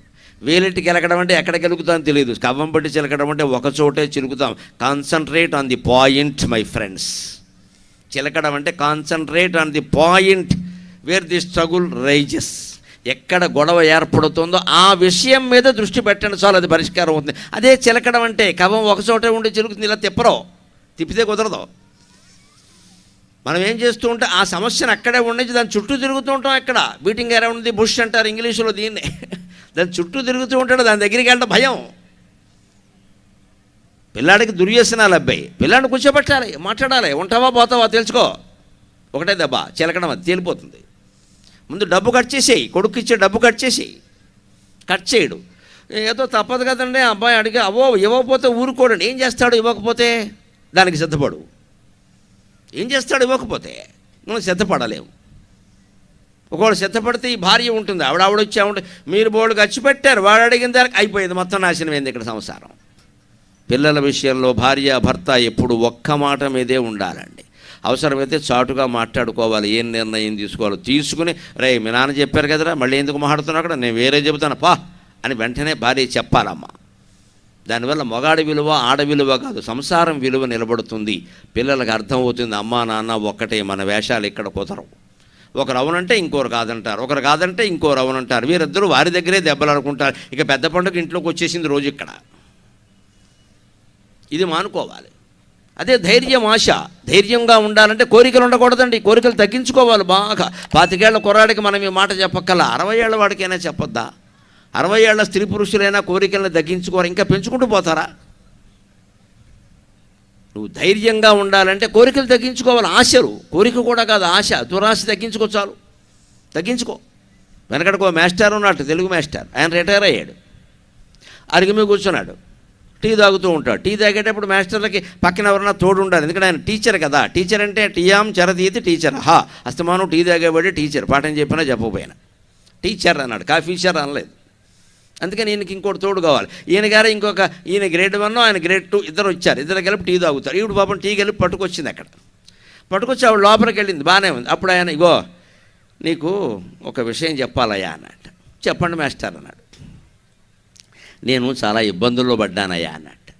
సాటివాడు కదా, మరి ఇద్దరు ఇంచుమించు ఒక ఏడాది తేడాలో రిటైర్ అయ్యారు. అందుకని నీకు చెప్తానయ్యా, నేను చాలా ఇబ్బందులు. ఏమిటండి ఇబ్బందులు అన్నట్టు. ఈ మధ్య నా జీవితం ఏం బాగుండలేదు అంటే. ఎందుకండి బాగులేదు అన్నట్టు. కిం వచ్మి మమ దుర్యోగం ద్వే భార్యే మే పతివ్రతే అన్నట్టు. ఏం చెప్పంటావయ్యా? కిం వచ్మి మమ దౌర్భాగ్యం ద్వే భార్యే మే పతివ్రతే దురాశా పురతో యాతి దుర్దశామాం నముంచతి అని తెలుగు సంస్కృతాలు బాగా చదువుకున్న మనిషి కాబట్టి సంస్కృతంలో శ్లోకంలో చెప్పాట. ఏం లేదయ్యా, ఈ మధ్యన ఒకటి జరిగిపోయింది అనుకోకుండాను. ద్వే భార్యేమే, నాకు ఇద్దరు పెళ్ళాలు అన్నట్ట. ఈ గ్రేడ్ 2 గారికి అనుమానం వచ్చింది, మాస్టర్ ఎంత మోసం చేశారండి, ఆవిడ ఎంత పతివ్రత అండి, ఆవిడ ఉండగా అలా మీరు మోసం చేస్తారు. వినవయ్యా, వాళ్ళ వల్ల ఏం లేదయ్యా, వాళ్ళిద్దరూ బాగానే ఉన్నారు. ద్వే భార్యేమే పతివ్రతే, ఇద్దరు నన్ను అనుసరిస్తూ ఉన్నారు, ఇద్దరు ఆనందంగానే ఉన్నారు, ఏ ఇబ్బందులా అని. మరి మీకు కష్టం ఎందుకు వచ్చింది అన్నాడు. వాళ్ళ పేర్లు వినవయ్యా అన్నట్టు. అది చమత్కారం. ఏమిటంటే దురాశ పురతోయాతి దుర్దశ మాం నముంచతి. దురాశ అనే భార్య నా ముందుండి నన్ను నడిపిస్తోంది, దుర్దశ అనే భార్య నా వెనకాలండి నన్ను వదిలిపెట్టడం లేదు అన్నట్ట. అంటే నువ్వు దురాశకి పాల్పడితే దుర్దశ నీ వెనకాలే ఉంటుంది నాయన. ఇదంతా కథ కల్పన. ఇద్దరు లేరు, భార్యలు లేరు, ఎవరు ముగ్గురు. దురాశ దుర్దశ. దురాశ మన ముందుండి దాని వెనకాల మనం వెడుతుంటే మన వెనకాల దుర్దశ. జీవితంలో నాశనం అయిపోవడం, అప్పులు పాలైపోవడం, బస్టాండ్లో కూర్చోవడం, పారిపోవడం, ఆత్మహత్య చేసుకోవడం అన్నీ వస్తాయి. అది రాకుండా ఉండాలంటే దురాశకి పోవద్దు. ఇల్లు కొనుక్కోవచ్చు, తప్పు లేదండి. విల్లా దేనికి? మామూలు ఇల్లు కొనుక్కోలేవా? కొనుక్కోడు. పెళ్ళి అవ్వగానే విలవెల్లాడిపోవాలి. పెళ్ళి అయిన తర్వాత ఎవరైనా సరే 10 ఏళ్ళు అద్దింట్లోనే ఉంటే ఇల్లు బాగుండడం కాదు, సంసారం కూడా బాగుంటుంది. ఎందుకంటే పైనుంచో కింద నుంచో యజమాని రావాలి, ఓ హెచ్చరిక చేయాలి, కాస్త గట్టిగా ఉంటారు, అదుపులో ఉంటారు. ఏం లేదనుకోండి, భార్యను సంతోషపెట్టడానికి భర్త, తన వాళ్ళ ముందు గొప్పలు చెప్పుకోవడానికి భార్య, ఇద్దరూ కలిసి 3 కోట్లు పెట్టి వెళ్ళా కొన్నారనుకోండి, ఈఎంఐలు ఎవడు కడతాడమ్మా? వెళ్ళాలా? ఈఎంఐలు ఎవడు కడతాడు? ఈ రకంగా 30 ఏళ్ళకి పెడతారు ఈ పథకం. ఇక్కడ ఈఎంఐ అంటే ఎవడు మాసికం వాడే పెట్టుకోవడం. ఇక్కడ ప్రతి నెల పెట్టుకోవడం. 1వ తారీఖు నీకు జీతం వస్తుంది, 2,50,000 క్రెడిటెడ్ ఇన్ యువర్ అకౌంట్ అని వెంటనే ఒక 10,000, 50,000, 60,000 ఫర్ దట్. చివరికి ఏమి మిగిలింది? ఏమీ మిగలలేదు. క్షవరం చేయించుకుందుకు డబ్బులు కూడా లేవు. అంత క్షవరానికి డబ్బులు లేవు. వచ్చిన 1వ తారీఖు వచ్చిన జీతం 5వ తారీఖు కాకుండా అయిపోతుంది ఇవాళ. ఎందుకని? Because of EMIs. ఈఎంఐలు మనం ఆపలేమా? డబ్బులు ఉంటేనే కొనుక్కోవాలి. మన దగ్గర 75 రూపాయలు ఉంటే 100 రూపాయలు వస్తువు బేరమాడి 25 రూపాయలు అప్పు చేస్తే తప్పు లేదండి. కానీ ఈవేళ చాలామంది ఎలా తయారయ్యారంటే 25 రూపాయలు కూడా ఉండే వీడి దగ్గర 100 రూపాయలు వస్తువు కొంటాడు. మిగిలిన 75 ఎక్కడి నుంచి తెస్తావా అంటే లోన్ ఇస్తున్నారు కదండి. ఏమిటి లోను? సంక్రాంతి పండక్కి హైదరాబాద్ నుంచి ఒంగోలు రావడానికి కూడా యాప్లో లోన్ చేసే మహానుభావులు ఉన్నారండి. నమశివాయ. 6,000 టికెట్టో యాప్లో లోన్ చేస్తాడు. ఈ 6,000కి వాడు 10 వాయిదాలు ఇస్తాడు. నెలకు 600 కట్టమంటాడు. అంటే నీ ఖర్చులు ఇప్పుడు 600 పడింది. అంతకంటే మానేసి అక్కడ కూర్చోలేవా? భార్యాభర్త ఆనందంగా ఉంటే సరిపోదా? ఇంత పిండి వంటలేవు ఇంట్లో చేసుకుంటే సరిపోదా? వచ్చేయాలా పనిగట్టుకుని? పోనీ ఇక్కడికి వచ్చి ఏమైనా బాగుకునేది ఉందా? పోనీ ఉన్నవాడు ఏమైనా నా లోలు ఉంటాడో మళ్ళీ పరిగెడతాడు ఇక్కడి నుంచి. అదో 6 ఇదో 6 12,000 అయింది. దీనికోసం నెలకు 1,200 ఈఎంఐ అయింది. 10 నెలల పాటు కట్టమన్నాడు వాడు ఏం చేస్తాడు? ఈలోపు వడ్డీలు పెంచేస్తాడు. ఏడాది అయ్యేసరికి 12,000 కాదమ్మా 50,000 వసూలు చేస్తాడు. ఇప్పుడు అప్పులన్నీ అలాగే ఉన్నాయి. ఇది మన జీవితాన్ని మనం చెడగొట్టుకుంటున్నామా లేదా? దురాశని మన వెనకాల మనం పెడుతున్నాం, దుర్దశ మన వెనకాల వస్తుంది. ఇందులో భార్యలు లేరు, భర్తలు లేరు. అంచేత ఆ దురాశను వదిలించుకుంటే మనం అంతా ఆనందంగానే ఉంటాం. జరా రూపం హరతి ధైర్యమాశ ధర్మచర్యామసూయ. నువ్వు అసూయపడ్డావు అంటే ఇక ధర్మంగా ఉండలేవు, నీతిగా ఉండలేవు. ఇవాళ సమాజంలో పెద్ద బాధ అసూయ. అసూయ అంటే గుణేషు దోషారోపణం. దానికంటే ముందుది ఈర్ష్య, ఓర్వలేనితనం. మన బంధువులు, మన మిత్రులు ఎవరో మనకంటే పై స్థానంలో ఉన్నారు, వాళ్ళని చూసి మనం అసూయపడతాం. అక్కడి నుంచి వాళ్ళ ప్రస్తావన ఎవరైనా తీసుకురాగానే ఏమంటే ఆయన బాగా సంపాదించుకోనంటే అడ్డంగా సంపాదించాడు నీకేం తెలుసు అంట. అంటే వాడు గుణం నీకు దోషం కింద కనపడింది. ఇది అసూయ. ఈ అసూయ ఉంది అంటే ధర్మానికి కట్టుబడి ఉండలేం. అంతేకాదు క్రోధశ్రియం. కోపం పెరిగింది అంటే డబ్బు నాశనం అవుతుంది. ఎందుకో తెలుసా? కోపం బాగా ఉన్న వాళ్ళని గమనించాలి. ఇంట్లో ఏదో వస్తువు పగల కొట్టేస్తాడు, అది మళ్ళీ కొనుక్కోవాలి. అదే డబ్బు నాశనం అవ్వడం అంటే. తినగా ఉండగా ఏదో ఒకటి పగల కొట్టేస్తాడు. కోపం వచ్చిన కుర్రాడు స్మార్ట్ ఫోన్ పగల కొడతాడు. కొట్టాక ఏమంటాడు తండ్రితోటి? ఇదేమో 50,000 ఫోన్, అదేమో ఆండ్రాయిడ్ ఫోన్, ఇది పెద్దరాయిడ్ ఫోన్, 1,00,000 రూపాయల ఫోన్ కొనమంటాడు. 50,000 ఫోన్ పోవడం కాకుండా 1,00,000 రూపాయల ఫోన్ కొనాల్సి వచ్చింది. మరి అదే కదా నష్టం. క్రోధశ్రియం. నేను చెబుతున్న శ్లోకాలమ్మ, మీరు ఆశ్చర్యపోతారు, ఆనందపడతారు కూడా. 1979 సంవత్సరంలో నేను ఎక్కడో చిన్న ఉద్యోగం చేస్తూ ఉండగా అక్కడ ఒక డైరీ పెట్టుకుని నాకు చదివిన గ్రంథాల్లోంచి ఎత్తి తీసుకుని రాసుకున్న శ్లోకాలు ఇవి. అవి వేళ ఇక్కడ చెబుతున్నా నేను. అప్పుడు నా వయస్సు 21, ఇప్పుడు 66. ఇన్నేళ్ల తర్వాత ఆ శ్లోకాలు ఇప్పుడు నాకు ఉపయోగపడుతున్నాయి. అవే మీకు ఇప్పుడు చెబుతున్నా. ప్రవర్తన పరివర్తన అన్న పేరు మీద ఎంత శ్రద్ధ ఉండాలి జీవితాన్ని నిర్మాణం చేసుకోవాలంటే. 40 ఏళ్ల కృషి నాది, ఏదో నిన్న ఈవేళ వచ్చింది కాదు ఇది. నేను చదువుకునే వయసు నుంచి నాకు ఈ శ్లోకాలు పద్యాలు ఎవరైనా చెబితే ఓ డైరీలో రాసుకోవడం అలవాటు. అలా ఏదో రాస్తే అలాంటివి 6-7 డైరీలు తయారయ్యాయి. వాటిని మళ్ళీ రోజు ఇంటి దగ్గర 7:30 నుంచి 8 వరకు ఓసారి పారాయణ చేస్తాను, భగవద్గీత పారాయణ చేసినట్టు. అలా 40 ఏళ్ళుగా చేస్తున్నాను కాబట్టి ఇవాళ పుస్తకం లేకుండా కాగితం లేకుండా ఇన్ని వేల మంది ముందు ఆనందంగా మాట్లాడగలుగుతున్నాం. యువతరం కోసం చెబుతున్నాను ఈ మాట. కృషి చెయ్యాలి. కృషి చేస్తే కృషితో నాస్తి దుర్భిక్షం అంటారు. కృషి, వ్యవసాయం బాగా ఉన్న చోట కరువు ఉండదు. మనం కష్టపడి పనిచేస్తే మనకు కూడా ఏ ఇబ్బంది ఉండదు. జరా రూపం హరతి ధైర్యమాశ మృత్యు ప్రాణాన్ ధర్మచర్యామసూయ. మృత్యువు ప్రాణాలను హరిస్తుంది. అసూయ నీలో ప్రవేశించింది అంటే ఇక ధర్మంగా ఉండలేవు. అన్నీ అబద్ధాలే, అన్నీ అధర్మాలే. ఇంకో మాట, క్రోధశ్రియం. కోపం వచ్చింది అంటే సంపదలు ఎగిరిపోతాయి. ఇంకో మాట గొప్పది, శీలం అనార్య సేవ.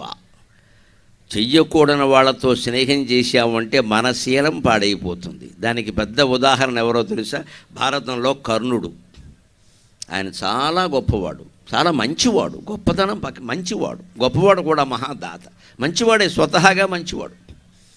ఆయన పుట్టుకలో ఏ దోషమో లేదో, తల్లి దోషం ఉందేమో కానీ ఆయన దోషం లేదు. ఆయన ఏం చేస్తాడు? కానీ చేరకూడని చోట చేరాడు, దుర్యోధనుడు పక్షాన్ని చేరాడు. ఆ చేరడం వల్ల ఏమైందంటే ఒక్కోసారి వాడి దగ్గర ప్రాపకం సంపాదించడం కోసం వాడికంటే ఎక్కువ ఓవరాక్షన్ చేశాడు. ద్రౌపదీదేవిని తీసుకురమ్మనే ఆయన అన్నాడు దుర్యోధనుడు. వచ్చాక తొడమే కూర్చోమన్నాడు. సరే, జుట్టెట్టుకుని దుశ్శాసనం లాక్కొచ్చాడు. ఇవన్నీ నేరాలు. ఇంతకంటే పెద్ద నేరం ఏమిటంటే వాళ్ళని బాధపెట్టింది. అప్పుడు కర్ణుడు లేచి ద్రౌపదిని, 5 భర్తలు ఉన్నారు, నీకు సిగ్గు లేదు, అందులో ఎవరూ నిన్ను కాపాడే పరిస్థితిలో లేరు, ఆరోహణ చేసుకో అన్నాడు. మంటెత్తిపోయింది ఆవిడికి. సరిగ్గా కర్ణుడు అర్జునుడు చిట్ట చివరి అస్త్రం వేసి అర్జునుడిని సంహరించేటప్పుడు అర్జునుడు మర్చిపోయినా కృష్ణుడు మర్చిపోలేదు. ఈ మాట అనో, ఈ మాట అని బాణమై పోవాలి వెధవా అన్నాడు. ఎంత మాట అంటాడు? ఒక సాధ్విని పట్టుకుని ఆరో మొగుడు చూసుకోమంటాడా? ఏమిటా భాష? వెసేయ్. ఎందుకంటే అర్జునుడు కొంచెం ఆలోచించాడు. రథచక్రం కురింగిపోయింది, తీసుకుంటున్నాడు. ఆ స్థితిలో వీరుణ్ణి చంపకూడదు, యుద్ధ నీతి అని అర్జునుడు అంటే కృష్ణుడు ఏమన్నాడో తెలుసా? యుద్ధనీతి గురించి ఆలోచిస్తున్నావు, జీవిత నీతి ఏమైంది అన్నాడు. అందరూ ఆలోచించాల్సిన విషయం ఇది, అందరూ ఆలోచించాల్సిన విషయం. జీవితంలో నీతి లేనప్పుడు ఫైటింగ్లో నీతి ఏమిటండి? ఇష్టం వచ్చినట్టు గుద్ది బారేస్తాడు. నువ్వేంటి అడిగేది? ఇక్కడ తొడ మీద కొట్టాడు, మెడ మీద కొట్టాడు. భారతం చదవకుండా వ్యధవ్యాఖ్యానాలన్నీ చేస్తారు ఇక్కడ. వాడు తొడ మీదకి వీడి పెళ్ళాన్ని వచ్చి కూర్చోమనొచ్చు, వాడు తొడ మీద కొట్టకూడదు. చక్కగా దుర్యోధన ఓసారి మెడ చాపు కొడతానంటే వాడు కొడతాడా? చాపుతాడా? జరిగే పని అది. అంచేది ఎంత మంచివాడైనా సహనానికి హద్దు ఉంటుందండి, ఒక పద్ధతి ఉంటుంది. అది మితిమీరిపోతే ఏమైపోతుంది అది. అంచేత దుర్యోధనుడు ఎలా కొట్టాడు, అర్జునుడేమో ఎలా చేశాడు, భీష్ముడినేమో ఎలా పడగొట్టాడు, ద్రోణాచార్యులకు అబద్ధం. అసలు అందరినీ వెళ్ళి అక్కడ ఉండమని ఎవడు చెప్పాడండి? ధర్మపక్షాన్ని ఉండొచ్చు కదా. భీష్ముడికి ధర్మం తెలియదా? ద్రోణాచార్యులకు ధర్మం తెలియదా? ఎవరికి తెలియదండి? అశ్వత్థామకి తెలియదా? కర్ణుడికి తెలియదా? రకరకాల వాళ్ళ బలహీనతల కారణంగా అధర్మపక్షాన్ని చేరారు. వాళ్ళ నిర్ణయాల్లో ఎవరి నిర్ణయమూ సరైంది కాదు. భీష్ముడు సహా కౌరవపక్షంలో యుద్ధం చేసిన ఎవరి నిర్ణయమూ సరైంది కాదు. రకరకాల బలహీనతలు. వాటన్నిటి కోసం యుద్ధం ఆపు చేస్తారా? అందుకే ఎవరూ చంపలేకపోతున్న భీష్ముడిని చంపడానికి 3వ రోజుని 9వ రోజుని 2 రోజులు చక్రమెత్తాడు కృష్ణ పరమాత్మ. 2 రోజులండి, ఒకసారి కాదు, 2 సార్లు. ఎందుకని? అర్జునుడు దీపావళి బాణాలు వేసినట్టు వేస్తున్నాడు. ఇక్కడ బాణ సంసాది, బాణాలు గవు. ఎందుకంటే తాతగారు ప్రేమ గౌరవం. అయిపోయి తాతగారు ఓ దెబ్బ వేయడం, తాత తగిలిందా? మరి దెబ్బ వేసాక తగలదా? ఏదో యుద్ధమా బొమ్మలాట. ఒళ్ళు మండిపోయింది కృష్ణుడికి. రథం దిగాడు, చక్రం పట్టుకున్నాడు. కుప్పించి ఎగసిన కుండలంబుల కంది గగన భాగం బెల్ల కప్పికొనగా. కిప్పించి ఎగసిన కుండలంబుల కంతి గగన భాగం బెల్ల కప్పికొనగ ఉరికిన నోర్వక ఉదరంబు లోపల జగముల రేగున జగతి కదల చక్రంబుతో తెంచి చనుదెంచు రయమున పైనున్న పచ్చని పటము జారా నమ్మితి నాలావు నగుపాటు చేయక మన్నించుమని క్రీడి మరల దిగువ నేడు కరికి లంఘించు సింగంబు కరణి మెరసి నేడు భీష్ముని చంపుదు నిన్నుగాతు విడువు అర్జున అనుచు మద్విశిఖ వృష్టి తెరలి చనుదెంచు దేవుండు దిక్కు నాకో. నేను ఆయుధం పట్టను అన్న కృష్ణ పరమాత్మ ఆయుధం ఎందుకు పట్టాల్సి వచ్చిందండి? ఆలోచించండి. మన కథల్లో ఉండే రహస్యం, మానవుడు తన పని తాను చేయకపోతే దేవుడు చేస్తాడమ్మా, తప్పదది. ఎందుకంటే అర్జునుడి భక్తి. మనం ఎవరమైనా సరే మన పని మనం చెయ్యాలి. దేవుడి మీద భారం వేసి కూర్చోకూడదు. గాలిలో దీపం పెట్టి దేవుడిది భారం అంటే కుదరదు. దీపం ఆరిపోకుండా ఉండే ఏర్పాటు మనం చెయ్యాలి. అప్పటికే ఆరిపోతే అది వేరే విషయం.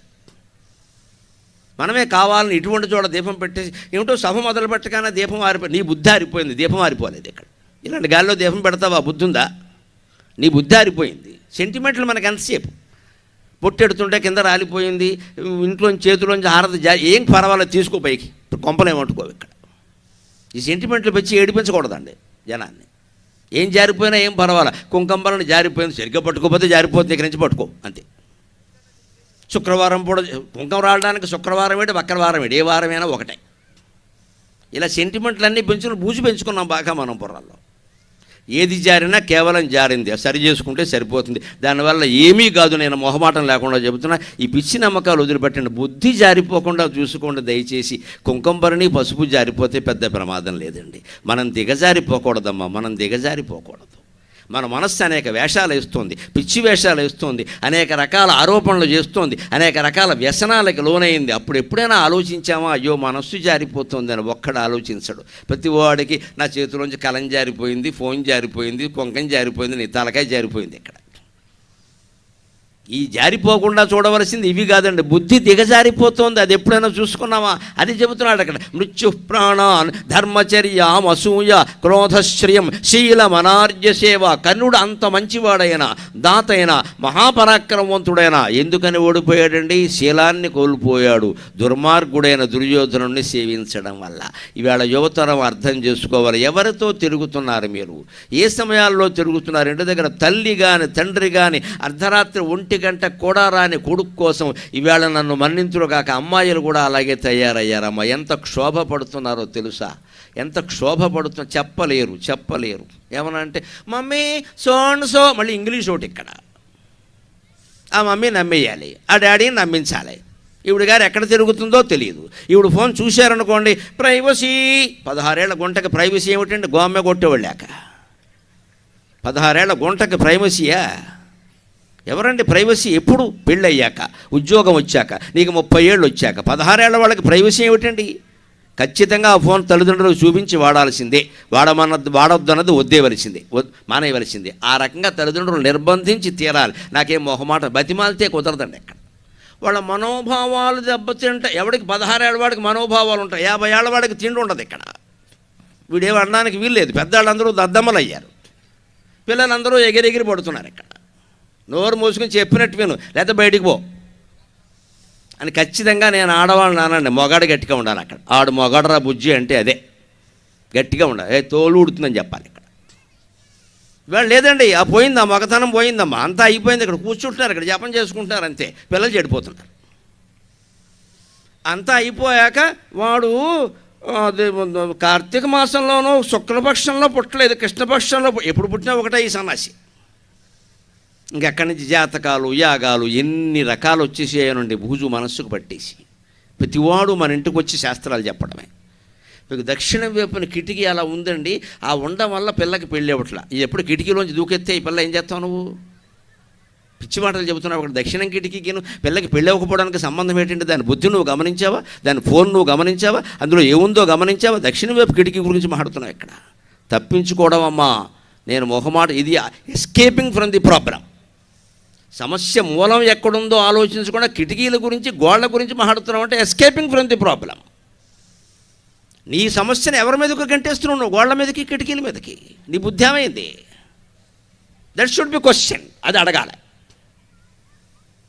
ఖచ్చితంగా నిలబట్ట. ఉంటే ఉండి లేకపోతే వెళ్ళిపో, అడుక్కు తిను. ఒంగోలులో హోటల్లో పనిచేస్తే వీళ్ళకి తెలిసి వస్తుంది ఈ స్వేచ్ఛ అంటూ.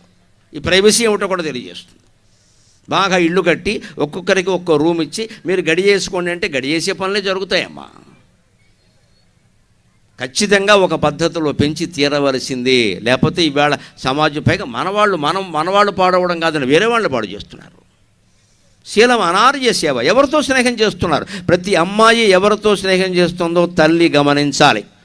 ప్రతి అబ్బాయి ఎవరితో స్నేహం చేస్తున్నాడో తండ్రి గమనించాలి. శాస్త్రం స్పష్టంగానే భేదం కూడా చెప్పింది. అమ్మాయి ప్రవర్తనకి తల్లి 75%, 75% తల్లి బాధ్యత వహించాలి. అబ్బాయి ప్రవర్తనకి 75% తండ్రి బాధ్యత వహించాలి. శాస్త్రం ఉంది స్పష్టంగా. ప్రాయేణ గృహిణీనేత్ర కన్యార్థేషు కుటుంబినక అని కాళిదాసు చెబుతాడు కుమార సంభవంలో. అమ్మాయిల మనస్తత్వం ఎలా ఉంటుందో అంటే ఆ తల్లిని అడిగి తెలుసుకో, నువ్వు తండ్రి నువ్వు ఊహించగయ్యా అని చెప్పాడు. ఎందుకంటే ఆవిడ ఆడదే ఈవిడ ఆడదే తెలుస్తుంది కొంచెం. ఎలాగైనా హార్మోన్స్ ఒక్కటే కదా, లోపల హార్మోనియం వాయించేస్తుంటే తప్పుడు పని చేయకపోతే మంచి పని చేస్తారంటే వీళ్ళు. అవి హార్మోనియం వాయించేస్తున్నాయి. ఇక్కడ ఉండనివ్వట్లేదు. ఇక్కడ అందులో ఈ స్మార్ట్ ఫోన్ ఒకటి వచ్చింది మన ప్రాణానికి. ఇక్కడ అందులో చూడకుండావన్నీ చూస్తున్నారు వరుసగా. ఇంకా అక్కడి నుంచి రెచ్చిపో అంతే. ఇంకా ఆ వయసులో ఏం తెలియదు, ఎవరు నిర్బంధించకపోతే ఎలాగా? శీలం అనార్య సేవ. పరికిమాలను స్నేహం కనుక చేస్తే శీలం పోయినట్టే లెక్క. క్రోధశ్రియం శీలమనార్య సేవ హ్రియం కామక. ఒక్కసారి కామవాంఛ ప్రవేశించింది అంటే సిగ్గు ఎగ్గు లేకుండా ప్రవర్తిస్తారండి. అదే హ్రియం కామః. పెళ్ళైన వాళ్ళలో కూడా ఉంటుంది ఈ లోపం. ఒక్కసారి పరపురుష వాంఛ కానీ పరస్త్రీ వాంఛ కానీ ప్రవేశించిందంటే ఎన్ని మోసాలో ఎన్ని వేషాలో, కన్న పిల్లల్ని కూడా దారుణంగా ఏడిపించడం. భర్తని భార్యని చేసే మోసాలకు అర్థం లేదు. ఇంకా ఇదివరకు ఒక రకంగా ఉండేది, ఇప్పుడైతే ప్రియుడితో కలిసి భర్త హత్య. నమశివాయ. ఇదే వ్రత కథ ప్రతిరోజు పత్రికలో. ప్రియుడితో కలిసి భర్త హత్యే. కనీసం వాడి ప్రాణాన్ని వాడు వదిలేస్తే జంతికలు అమ్ముకుని బతుకుతాడు. చేసిన మోసం ఏదో చేసి వాడిని చంపేయి. పోనీ ఇంత ఈ అజ్ఞానం ఏమిటంటే నాకు ఆ వార్తలు చూస్తే నవ్వు వస్తుంది. ఎందుకంటే వీళ్ళకి జైలు కడతారని తెలియదా, శిక్ష ఉంటుందని తెలియదు. ఇదేమిటిది తెలియదా? అది పైగా ఆ సంబంధం నిలబడాల 10 ఏళ్ళో 20 ఏళ్ళో కాపురం చేసాం. ఈ దరిద్రపు సంబంధం నిలబడుతుందా? ఇది ఎప్పుడు ఖాయం. ఇది అప్పుడు బయటపడుతుంది. అప్పుడు జైలుకి వెళ్ళాలి. అప్పుడు ఏమైంది? జీవితాంతం జైలు వేసేసారు. అక్కడ మరణశిక్ష కదా మరి. ఆయన చనిపోయాడు, లేకపోతే ఆవిడ చనిపోయింది భార్య, జీవితాంతం జైలు వేసేసారు భర్తకో భార్యకో. అప్పుడు జీవితాంతం జైల్లో ఉండమే కదా. ఆలోచన రాదా? జారిపోకుండా చూసుకోవలసింది ఆ బుద్ధి తల్లి. కుంకంబరణీను పట్టు చీర కాదు. పట్టు చీర జారిపోయినా కుంకంబరణ జారిపోయినా పెద్ద గొడవ పెట్టక్కర్లేదు. ఇక్కడ మంగళవారం so it is nothing but Tuesday and Friday. నువ్వు గొడవ చెప్పక. ఇక్కడ మన బుద్ధి జారిపోతుంది. ఆడాళ్ళకైనా మొగాళ్ళకైనా. దాన్నే చెబుతున్నాడు ఇక్కడ. హ్రియం కామక. ఒక్కసారి పరపురుషుడి మీద కానీ పరస్త్రీ మీద కానీ నీ మనస్సు ప్రవేశించింది అంటే సిగ్గు లేకుండా ప్రవర్తిస్తావు. ఎవరేమనుకుంటారనేది ఉండదు. ఇంకా భయంకరంగా తెగిస్తారు. ఇంకోటి చెప్పాడు, సర్వమేవ అభిమానక. అహంకారం దురభిమానం మనిషిలో ప్రవేశించాయంటే సర్వం నాశనమైనట్టే. దుర్యోధనుడే ఉదాహరణ. ఇందాక కర్ణుడిని చెప్పుకున్నాం, ఇప్పుడు దుర్యోధనుడిని చెప్పుకుంటున్నాం. సర్వమేవ అభిమానక. అడ్డంగా వాదిస్తాడు అహంకారం ఉన్నవాడు. దుర్యోధనుడు వాదన ఎలా ఉంటుందో తెలుసా? ఆ అభిమానం అన్నింటినీ హరించడం అంటే దుర్యోధనుడు అనగానే మనకేం చెబుతారండి? శత సోదర సంసేవిత సధన అభిమాన ధన సుయోధన. అభిమాన ధనం ఉండాలండి. ఎవరికి ఉండాలండి? మంచివాడికి ఉండాలి. చెడ్డవాడికి ఏమిటండి? ఎవడికి ఉండాలి? ఏదైనా అభిమాన ధనుడు ఎవడు మంచివాడు అయి ఉండాలి. మంచితనం లేకుండా ఈ అభిమానం దేనికి? నన్ను ఎవరన్నా అంటే నేను ఊరుకోను. నువ్వు అనొచ్చా అందరినీ? నువ్వు అనొచ్చా? నువ్వు ఎంతమందినైనా అంటావా? నిన్నెవడో అనకూడదా? అది సాధ్యమేనా? ఇదే వీళ్ళే దుర్యోధనులు అంటే. దుర్యోధనుడు ఎంత మూర్ఖుడంటే విచిత్రంగా, నాకు వ్యాసభారతం చదివితే అయ్య బాబు ఇలాంటి వాళ్ళు ఉంటారా అన్న. ఉంటారో, అప్పుడే ఉన్నారు, ఇప్పుడు ఉంటారు. కృష్ణరాయబారం జరుగుతూ ఉంటే కృపాచార్యుడు దుర్యోధనుడికో సలహా ఇస్తాడు. దుర్యోధన, పెద్దవాళ్ళం, 70 ఏళ్ళు 80 ఏళ్ళు దాటిన వాళ్ళం, యుద్ధం చేయడం కూడా కష్టం. అందులో పాండవులతో యుద్ధం చేయడం మాకు ఇష్టం లేదు. ఎందుకయ్యా యుద్ధం తెచ్చి పెడతావు?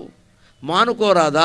మేమంతా నీ పక్షానే ఉంటాం, కానీ మా చేత యుద్ధం ఎందుకయ్యా చేయించడం అని అంటే వాడు అంటాడు, అదేమిటండి మేమంతా నీ పక్షానే ఉంటాం అంటున్నారు, మీరు ఇంతమంది ఉండగా నేను సంధి ఎందుకు చేసుకుంటా, యుద్ధమే చేస్తా అన్నాడు.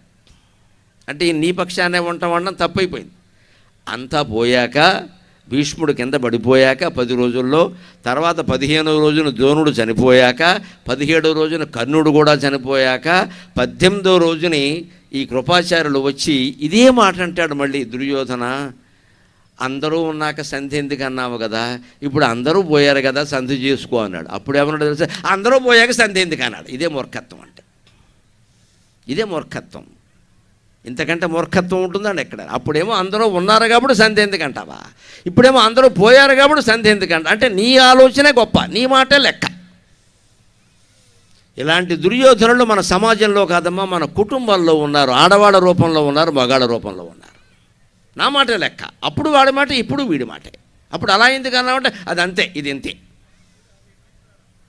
ఈ మూర్ఖుడికి ఒక్కటే మందు శాస్త్రం చెబుతోంది, మొహమాట పడక్కల్లా. మూర్ఖుడైన వాడికి, దుర్మార్గుడైన వాడికి మన జీవితం జోలుకు వస్తే ఒక్కటే మందు. కంటకానాం కళానాం చ ద్వివిధైవ ప్రతిక్రియ ఉపానన్ముఖభంగోవా దూరతో వా విసర్జనం. కాల్లో ముళ్ళు గుచ్చుకుంది, కంటకం అంటే అది. ముళ్ళుకి ఏమిటి, ఒకటే లెక్క. అలాగే ముళ్ళు లాంటి వాడే దుర్మార్గుడు కూడా. ఉపానన్ముఖభంగోవా, కాళ్ళు ఇదివరకు చెప్పులు ఎక్కువ మందికి ఉండేవి కాదు. పూర్వకాలం ఎంత గొప్పది అంటే అప్పట్లో చెప్పులు లేవు, చాలామందికి అప్పులు లేవు. ఇప్పుడు చెప్పులు లేనివాడు లేడు, అప్పులు లేనివాడు కూడా లేడు. ఇప్పుడు చెప్పులు లేనివాళ్ళు ఎవరు లేరండి. చిన్న పిల్లాడు, మీరు ఎల్కేజీ చదివేవాడికి గమనించండి, ఈ బయట చెప్పుల స్టాండ్ ఉంటుంది, వాడికి 6 రకాల చెప్పులు ఉంటాయి. 5 వేళ్లకి 5 చెప్పులు. ఆడుకునే చెప్పు, కోపం వస్తే వాడు కొట్టుకునే చెప్పు, బడికెళ్ళే చెప్పు, సాయంత్రం వచ్చాక ఆడుకునే చెప్పు, ఇంటి దగ్గర మర్చిపోయే చెప్పు, బడి దగ్గర మర్చిపోయే చెప్పు, చెప్పలేనన్ని చెప్పులు. ఇవన్నీ కొని వాళ్ళని పాడు చేస్తున్నాం మనం. ఒక మనిషికి 1 జత చాలు, 2 జతలు చాలు, 16 జతలు ఎందుకండి? ఇళ్ల ముందు, చాలా అపార్ట్మెంట్ల ముందు చెప్పులు ఉండవండి. ఏకంగా పాపులర్ షోరూమే ఉంటుంది అక్కడ. అన్ని బూజుబట్టు ఉంటాయి. షోరూంలోనేమో శుభ్రంగా తుడుచుంటాయి, మన ఇంటి ముందు బూజుబట్టు ఉంటాయి. పైగా నాకు విచిత్రంగా ఉంటుంది, ఈ చెప్పులు స్టాండ్లో చెప్పులు ఇంటాయని కానీ, ఇంటావిడ కానీ, పిల్లలు కానీ ఎవరూ తొడవరు. అవి బూజుబట్టి అలా ఉండాల్సిందే. వాడు బడికెడుతుంటే ఓసారి ఇలా ఎలా అనడం, వేసేయడం. అందులో తేలున్నా సరే వాడు చచ్చినట్టు పడాల్సిందే. అంత అశుభ్రంగా ఉండేవాళ్ళం, ఆ మాత్రం చెప్పులు తుడుచుకునే ఓపిక లేని వాళ్ళం చెప్పులు స్టాండ్లో ఇన్నెందుకండి? అసలు చెప్పులు స్టాండ్ కాదు, ఈ మధ్య దాంట్లో గోడలో గూళ్ళు మొదలుపెట్టారు, అక్కడ బీరువాలు మొదలుపెట్టారు, అక్కడ మళ్ళీ నైరుతి మూల అది కూడా వచ్చేసింది, చెప్పులకో మూల. ఈ దరిద్రం అంతా ఎందుకు ఇన్ని వస్తువులు సేకరించడం దేనికి? ఇవే పట్టుకెళ్ళి భోగిమంటలో వారేమన్నారు. 16 జతలు చెప్పులు ఉంటే కానీ నీకు నడవదా? తమిళనాడుని పరిపాలించిన ఒక మహారాణికి 750 జతల చెప్పులు ఉన్నాయమ్మా. రాత్రి పడుకుంటే కష్టసుఖాలు పంచుకునేందుకు మనిషి లేడు, తోడు నీడ లేడు, వెళ్ళిపోయింది. జైల్లో కూడా ఉంది. ఏం ఉపయోగం అమ్మా, ఏం ఉపయోగం? 750 జతల చెప్పులు ఉన్నాయి, ఏం ఉపయోగం? చెప్పులు కాపాడబడ్డ మనని, చెప్పుకోదగిన ప్రవర్తన మాత్రమే మనని కాపాడుతుంది. ఖచ్చితంగా వస్తువులు తగ్గించాలి, బట్టలు తగ్గించాలి, అన్నీ తగ్గించాలి. మనస్సులో ఉండే ఔదార్యం ఒక్కటే పెంచాలి. దానికి మళ్ళీ కర్ణుడే ఉదాహరణ. ఆయన ఏమి అట్టి పెట్టుకోలే, ఎప్పటికప్పుడు దానాలు ఇచ్చేసాడు. కానీ ఇంత దానం చేసినా ఆయన అపఖ్యాతి పోలేదు, అనార్య సేవ. ఇదే సర్వమేవా అభిమానక. దుర్యోధనుడి మూర్ఖత్వం అంటే ఇదే. దీని నుంచి మనం బయటపడగలగాలి ఖచ్చితంగా. అందుకని ఇలా ఏది పోగొట్టుకునేలా ప్రవర్తించద్దండి. వీటిని మీ జీవితంలో కాపాడుకోండి అంటున్నాడు. అలా కాపాడుకోవాలంటే నిత్య జీవితంలో ఒక ప్రణాళిక వేసుకోవాలి. అది ఎలా వేసుకోవాలో కూడా కొన్ని వేల ఏళ్ల క్రితం సంస్కృత కవులు చెప్పారు. కుర్వాణ కృతిమమితాం మితం శయానక, కుర్వాణ కృతిమమితాం మితం శయానక, భుంజానో మితం అమితం పరం దదానక, జానానో బహు విషయాన్ మితం బ్రువాణక, ఉత్కర్షం భువి లభతే సవర్ధమానక, ఉత్కర్షం భువి లభతే సవర్ధమానక. కుర్వాణ కృతిమమితాం. ఇవాళ సరిగ్గా వ్యాయామం, ఆరోగ్యం, ఇవన్నీ ఫిట్నెస్, కొత్తగా పుట్టిన మాట అదొకటి వచ్చింది, ఫిట్నెస్. ఆ ఫిట్నెస్కి ఉపాయం చెబుతున్నాడు. కుర్వాణ కృతిం అమితాం. కష్టపడడం, ఎక్కువ కష్టపడి పనిచేయి. మితం శయానక, నిద్రకి సమయం తగ్గించు, పనికి సమయం పెంచు. ఇవాళ సాఫ్ట్వేర్ ఉద్యోగస్తులకి ఈ మాట చెప్పగల, వాళ్ళు పడుకునేది ఎక్కడ, అసలు పనే సరిపోయాయి. కానీ ఇళ్లల్లో కూర్చుని పెద్దల ఆస్తులు అనుభవిస్తూ బద్ధకాలుగా ఉన్నవాళ్ళు చాలామంది ఉన్నారు. వాళ్ళ కోసం ఈ మాట, కష్టపడి పనిచేయాలి. వాళ్ళ ఆధునిక కాలంలో అనారోగ్యాలకు కారణం చెప్పనండి 100 కారణాలు లేవు. శరీరాన్ని సుఖపెడుతున్నాం, మనస్సుని కష్టపెడుతున్నాం. మనం సరిగ్గా మార్చండి, మనస్సుని సుఖపెట్టండి, శరీరాన్ని కష్టపెట్టండి, ఆరోగ్యం చాలా బాగుంటుంది. శరీరాన్ని శ్రమ పెట్టాలి, మనస్సుకి విశ్రాంతినివ్వాలి. పూర్వకాలం వాళ్ళు అలా ఉండేవారు. వ్యవసాయానికి వెళ్ళేవాళ్ళు శుభ్రంగా, ఆడాళ్ళు అయితే ఊళ్ళో చెరువు దగ్గరికి వెళ్ళి నీళ్లు తెచ్చేవాడు. శరీరాన్ని శ్రమ పెట్టారు. మనస్సు దగ్గరికి వచ్చిందనుకో, ఏదైనా కష్టం వచ్చిందనుకో, వాళ్ళు ఏమన్నా తెలుసు, పూర్వకాలం ఆడవాళ్ళు కూడా కొంత లాంగ్ విజిల్ వేసేవారండి. దేవుడు అలా రాశాడమ్మా, ఇది పెద్ద మందు, అసలు రూపాయి ఖర్చు లేని మందు, ఇది గొడవ లేదు. పూర్వం అలాగే బతికేశారు. దేవుడు అలా రాశాడమ్మా. దానికి ముందు సూచన ఏంటంటే రైలు వచ్చే ముందు ఎల్లాగా ఒక దీర్ఘమైన నిట్టూర్పు.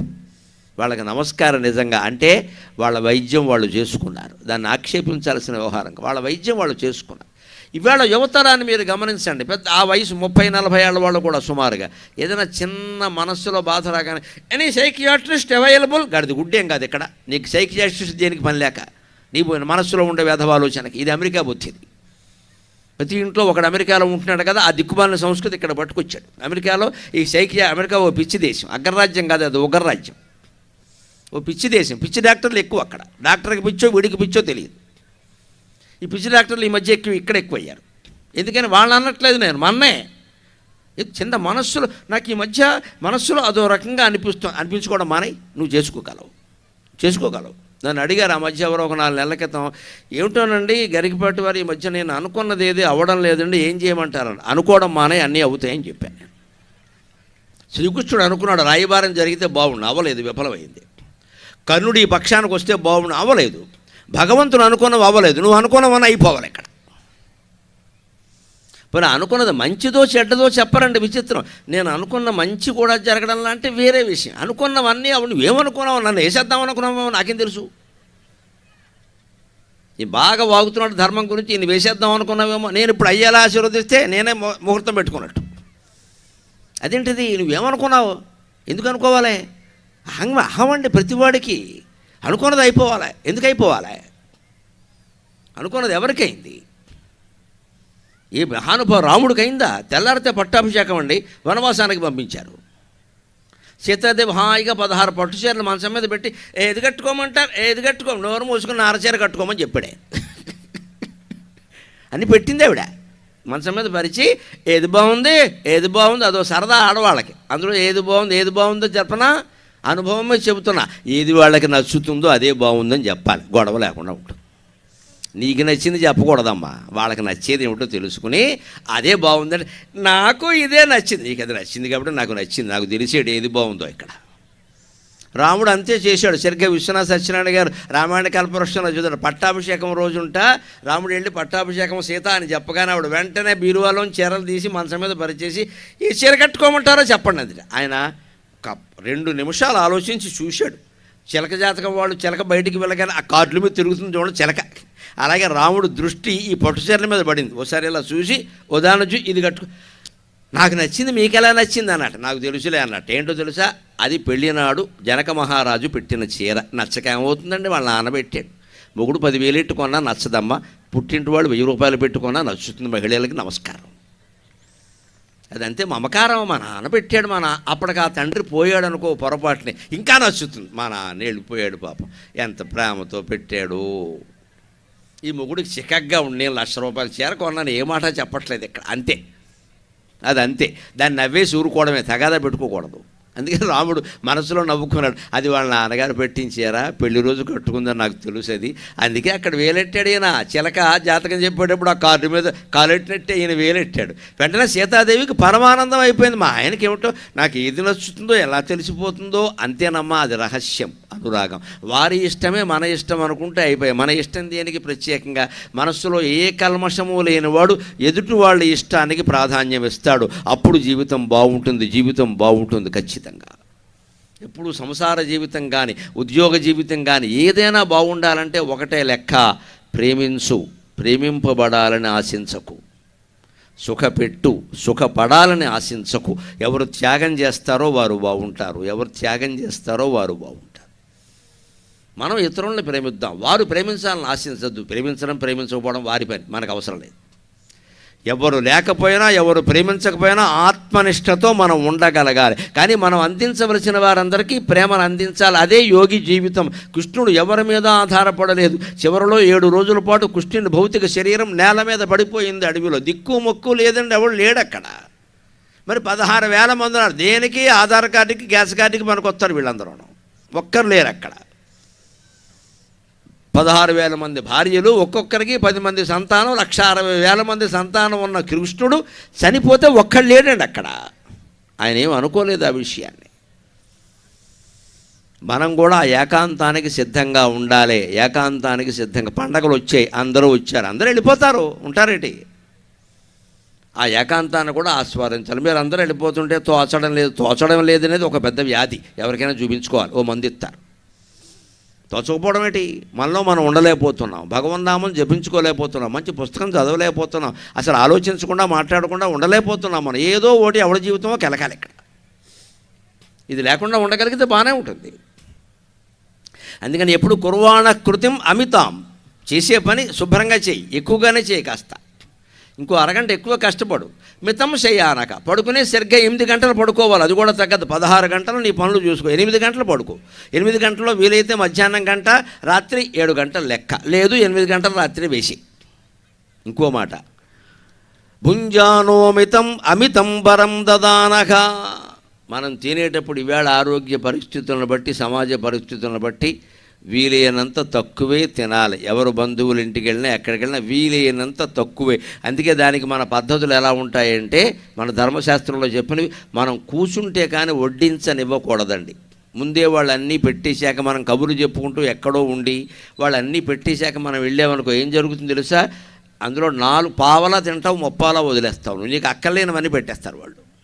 వాళ్ళు ఏమనుకుంటారు, పెట్టేద్దాం, అడగడం ఎందుకు, పెట్టేద్దాం, బాగుండదు కదా అడిగితే అని వండినవన్నీ పెట్టేస్తారు. అందులో సగం తినం మనం. అందుకే ఎప్పుడు మన ధర్మశాస్త్రం ఆకు వేశాక లేదా కంచం పెట్టాక భర్త, భార్య ఎవరైనా సరే కూర్చుంటే కానీ వడ్డించకూడదు. ఆ మనిషి కూర్చోవాలి అక్కడ. ముందు ఒక బొట్టు నెయ్యి వెయ్యాలి. అదో శాస్త్రం. వెయ్యాలంటే ముందు ఒక బొట్టు నెయ్యి వెయ్యాలి అక్కడ, అప్పుడే వడ్డించాలి. ముందు అన్నం వడ్డించకూడదు. కూరో, పచ్చడో, పప్పు వడ్డించాలి. ఎందుకంటే తద్దినాలు పెట్టినప్పుడు ముందు అన్నం వడ్డిస్తారు. దానికి దీనికి కొంచెం తేడా ఉండాలి కదా, అంతే. ముందు అన్నం పెట్టకూడదు. ఇలాగ అన్నం పట్టుకొచ్చి అన్నం పెట్టకూడదు ఎక్కడ. ఎందుకంటే నువ్వు వండిన కూరలు ఏవో వేస్తే అందులో ఎంత అన్నం ఉండాలో వాడికి తెలుస్తుంది అక్కడ. నువ్వు అన్నం పెట్టేస్తే అలాగా కూర ఉంటుందో చెప్పు, ఆ కూర వాడికి ఇష్టం లేకపోతే అన్నం తిండం. అందుకని కూర, పచ్చడి, పప్పు లాంటివి వేస్తే అప్పుడు ఇందులోకి ఎంత అన్నం కలుపుకోవాలో ఆయనకి తెలుస్తుంది, అడుగుతాడు. అందుకని ఆడ మగ ఎవరైనా సరే మన ఇంటికి వచ్చిన కూర్చోమనాలి. ముందు కాళ్ళు కడుక్కుని వచ్చి కూర్చోండి, చేతులు కడుక్కుని వచ్చి కూర్చోండి. అవి కూర్చున్నాక పప్పు వేసి కూర వేసి ఏదో చేస్తే వాడు వద్దన్నది మానేయాలి. ఒకసారి అడుగుతాం, మానేస్తాం. ఇంక ఊరికే మొహమాట పడి తోసేస్తే చచ్చిపోతాడు అన్యాయంగా. అందుకే భుంజానో మితం, తినేటప్పుడు తక్కువే తినాలి. అవసరమైతే 2 గంటలు ఆగాక మళ్ళీ తిని కొద్దిగా. ఓసారే పట్టేయకూడదు, పొట్ట పనిచేయదు. మితం భుంజానో మితం అమితం పరం దదానక. ఎవరికైనా పెట్టవలసి వస్తే ఎక్కువే పెట్టాలి. అది దానం, అన్నమైనా సరే, వస్త్రదానమైనా సరే మన ఓపిక మేరకు చెయ్యాలి. వ్రతాలు, పూజలు చేస్తాం, పురోహితుల్ని పిలుస్తాం. శాస్త్రం చెప్పిన మాట చెబుతున్నాను. నేనేమి కులాభిమానంతో చెప్పడంలా. ఆ ఇంటికి వచ్చిన బ్రాహ్మణుడిని పూజ చేయని సంతృప్తిగా, సంపూర్ణంగా సంతృప్తిగా పంపించాలి. వారు అసంతృప్తిగా పెడితే పూజలు ఫలించవు. మనకున్న కోట్ల రూపాయల ఆస్తులకి వాళ్ళకి ఇచ్చేది పెద్ద కట్నం ఏం కాదు అక్కడ. అది ఎంత, అది బాబు మీకేం కావాలో మీరు చెప్పండి అని ఇచ్చేస్తే ఏమైపోతుంది అందులో. ఆయన సంతోషిస్తే, పురోహితుడు సంతోషిస్తే, పురుషోత్తముడు సంతోషిస్తాడు. బ్రాహ్మణ వ్యాపారం చేసేసి అందరూ చేసినప్పుడు బ్రాహ్మణులు చేయకూడదు ఏమిటి ఇక్కడ? అది ఈ వ్యాఖ్యానాలు కాదండి. ఎంతసేపు కూడా మనకున్న ఆస్తుల ముందు, ఆ పురోహితుల యొక్క మంత్రాల ముందు మన ఆస్తులు ఎంత అంటే అసలు ఆయన వేదం పట్టుకొచ్చి మన ముందు వినిపిస్తున్నాడు అక్కడ. దానికి నువ్వు ఎన్ని కోట్లు ఇస్తే సరిపోతుంది. వారు ఎంత కష్టపడి నేర్చుకున్నారు దాన్ని. వారు సంతోషపడేలా వెళ్ళాలి. అదే దానం అంటే. ఇంక అంత ఎక్కువమని వాళ్ళని చెడగొట్టమని చెప్పట్లా, సంతోషపడేలా ఉండు చాలు. కుర్వాణ కృతిమమితం అమితాం మితం శయానక భుంజానో మితం అమితం పరం దదానక జానానో బహు విషయాన్ మితం బ్రువాణక. ఇది పెద్దవాళ్ళకి బాగా వర్తిస్తుంది, 70 ఏళ్ళు దాటిన వాళ్ళకి. నీకు ఎన్ని విషయాలు తెలిసినా సరే అడిగితేనే మాట్లాడు, లేకపోతే మాట్లాడకు. లేకపోతే పెద్దవాళ్ళ దగ్గరికి ఎవరు రారు. 70 ఏళ్ళు దాటేసరికి మనిషికి ఏమనిపిస్తుందంటే కాస్త ఒంటరిగా ఉండలేక ఎవరన్నా కనపడితే మొత్తం మా తాతల ముగ్గురు అని మొదలుపెట్టి వేసేద్దామనిపిస్తుంది ఇక్కడ చరిత్ర. అసలు నేను హెడ్ మాస్టర్గా పనిచేసిన రోజుల్లో ఏంటి అసలు నువ్వు కూర్చో, నీకేం తెలుసు, అప్పట్లో ఎలా ఉండేది, now the education system was very worse, I made it worst అంటాడు. అప్పుడు వరస్ట్రా ఈయన వరస్ట్ చేసేది దాని అంతకంటే ఇలా. ఎందుకు ఈ సోదంతా ఎవరు అడిగారు? దానికే శాస్త్రం ఏం చెబుతోందంటే నీకు ఎన్ని విషయాలు తెలిసినా అడిగినప్పుడు అడిగిన దానికే చెప్పు, ఆపేయమంటే ఆపేయి.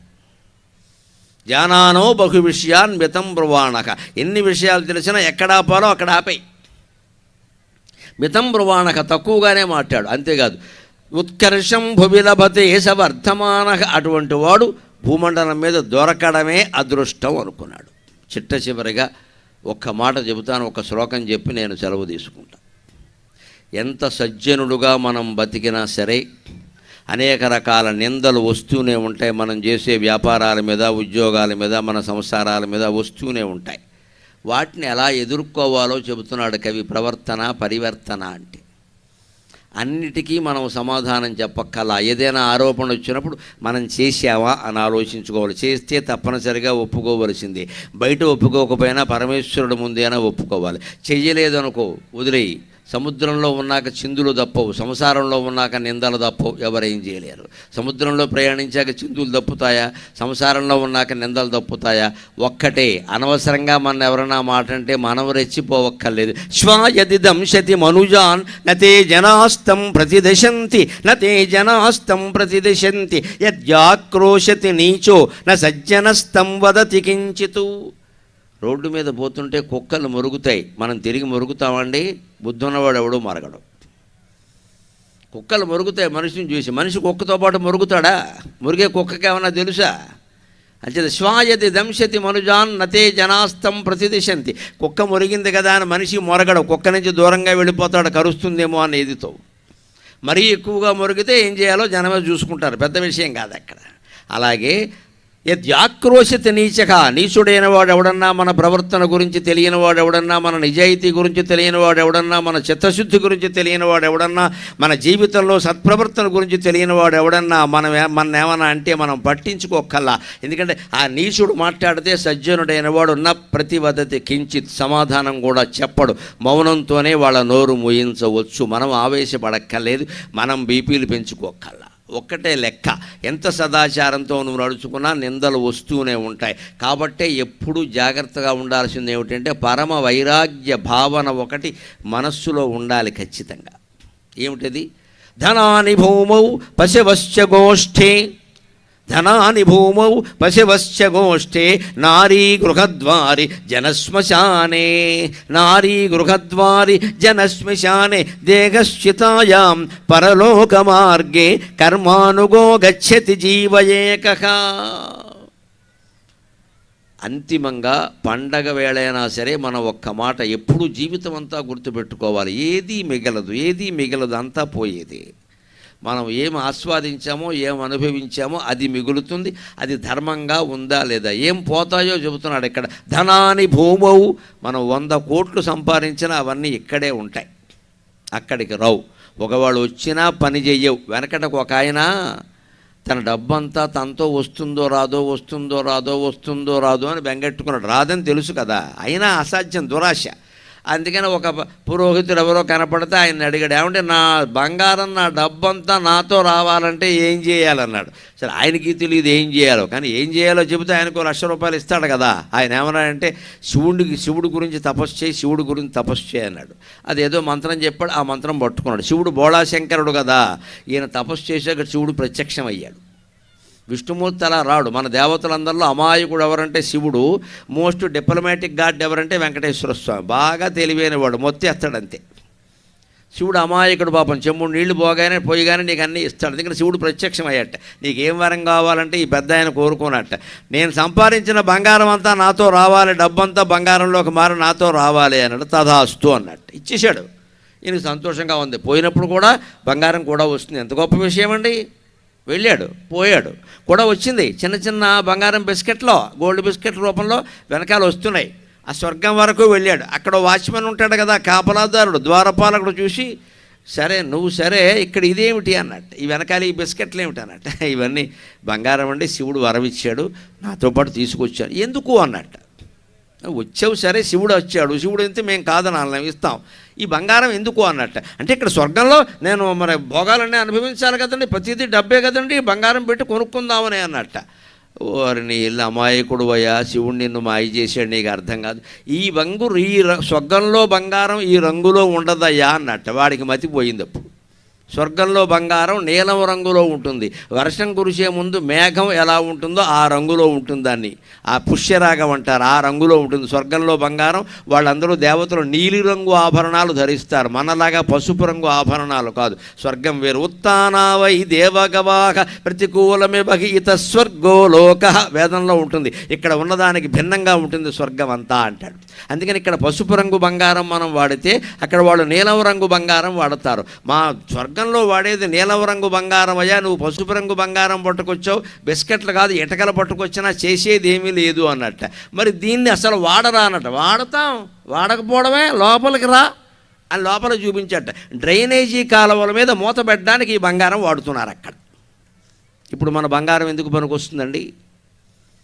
పాపం పెద్ద ఆయన తపస్సు చేసి మోసపోయాడు, అందుకే ఒకలా అయితే పనికొస్తుంది శాస్త్రం చెబుతున్నమాట.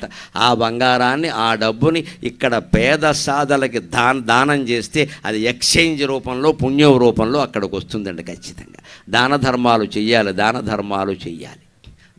ధనాని భూమౌ, ఇక్కడ ధనమంతా ఇక్కడే ఉండుతుంది. పశువశ్చ గోష్ఠి, ఎన్ని గోవులున్నా ఎన్ని రకాల పశువులున్నా అవన్నీ గోశాలలో ఉండిపోతాయి. నారీ గృహద్వారి, భర్త అయినా భార్య అయినా ఎవరైనా ఎంత ప్రేమించినా ఇంటి దగ్గర ఉంటారు. ఆడవాళ్ళు అయితే ఇంటి దగ్గరే ఆపేస్తారు, మగాళ్ళు అయితే కూడా భార్య శవం కూడా వస్తాడు, ఆయనే కర్మకాండ చేయాలి కాబట్టి. కానీ అక్కడైనా ఆగిపోవలసిందే కదా, ఆవిడతో పాటు ఎడతానంటే ఊరుకుంటారా? వీళ్ళందరూ ఆగిపోయేవాళ్ళే. జనక శ్మశానే, జనులందరూ ఇక్కడ ఉండిపోతారు, ఇక్కడే ఉండిపోతారు, వెనక్కి వెళ్ళిపోతారు. తర్వాత నారీ గృహద్వారి జన శ్మశానే దేహశ్చితాయాం, దేహం చితి మీద పెట్టి కాల్చేస్తారు. దేహశ్చితాయాం పరలోక మార్గే కర్మానుగో గచ్చతి జీవయేక. ఆ పరలోక మార్గంలో మనని కాపాడేది ఒకటే, మనం చేసిన దానాలు ధర్మాలు మాత్రమే కాపాడతాయి ఖచ్చితంగా. అందుకే నేను సంక్రాంతి పండుగ దానాలదే ఒక మాట చెప్పి సెలవు తీసుకుంటా. సంక్రాంతిలో గంగిరెద్దులు వాళ్ళు వస్తారు, హరిదాసులు వాళ్ళు వస్తారు, పగటి వేషాలు కూడా వేస్తారండి ఈ సమయంలో. పూర్వం రెండెద్దుల బండి మీద రాముడు లక్ష్మణుడు సీతా వేషం వేసేవారు, అలాగే యమధర్మరాజు వేషం వేసేవారు, శివుడు వేషం వేసేవారు. అంటే దేవుడు వేషం కాసేపు వేస్తే వాడిలో దైవత్వం ప్రవేశిస్తుంది అని ఒక నమ్మకం. మంచిదే కదా, ఈ సంస్కృతిని ప్రోత్సహించాలి మనం. బుడబొక్కల వాళ్ళు వస్తారు, వాళ్ళు ఏం సామాన్యులు కాదు. డుబడక్ డుబడక్ డుబడక్ డుబడక్ డుబడక్ అంటే ఏంటో తెలుసా? ఈ జగత్తు మాయ, నమ్మద్దు అని. దాని లెక్క మీకు తల్లి పిల్లాడిని ఉయ్యాల్లో పిల్లాడితో మాట్లాడేటప్పుడు ఏముంటుందండి? ఈ అంటుంది. అంటే అర్థం ఏంటో తెలుసా?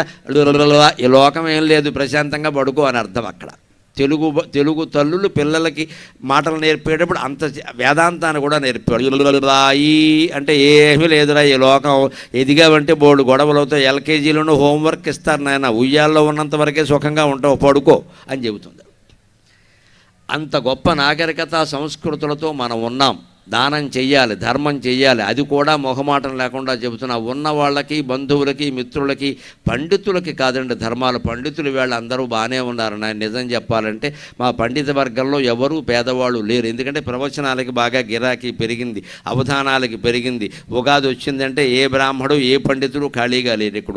ఈ వర్గాలన్నీ వదిలేసి ఎవరు బలహీన వర్గాలై ఉన్నారో, ఎవరు పేదలై ఉన్నారో, ఎవరు బీదలై ఉన్నారో వారికే దాన ధర్మాలు చేయండి. ఆ దానాన్ని ధర్మాన్ని పుణ్యంగా మార్చుకుని ఈ లోకంలోనూ పరలోకంలోనూ కూడా ఆనందంగా ఉండండి. అలా మీరంతా ఆనందంగా ఉండడానికి నా ఈ ప్రసంగం ఏమాత్రం ఉపయోగపడినా నేను ధన్యుణ్ణి. నాకు ఈ 4 మాటలు నేర్పిన మా అమ్మ ధన్యురాలు. స్వస్తి.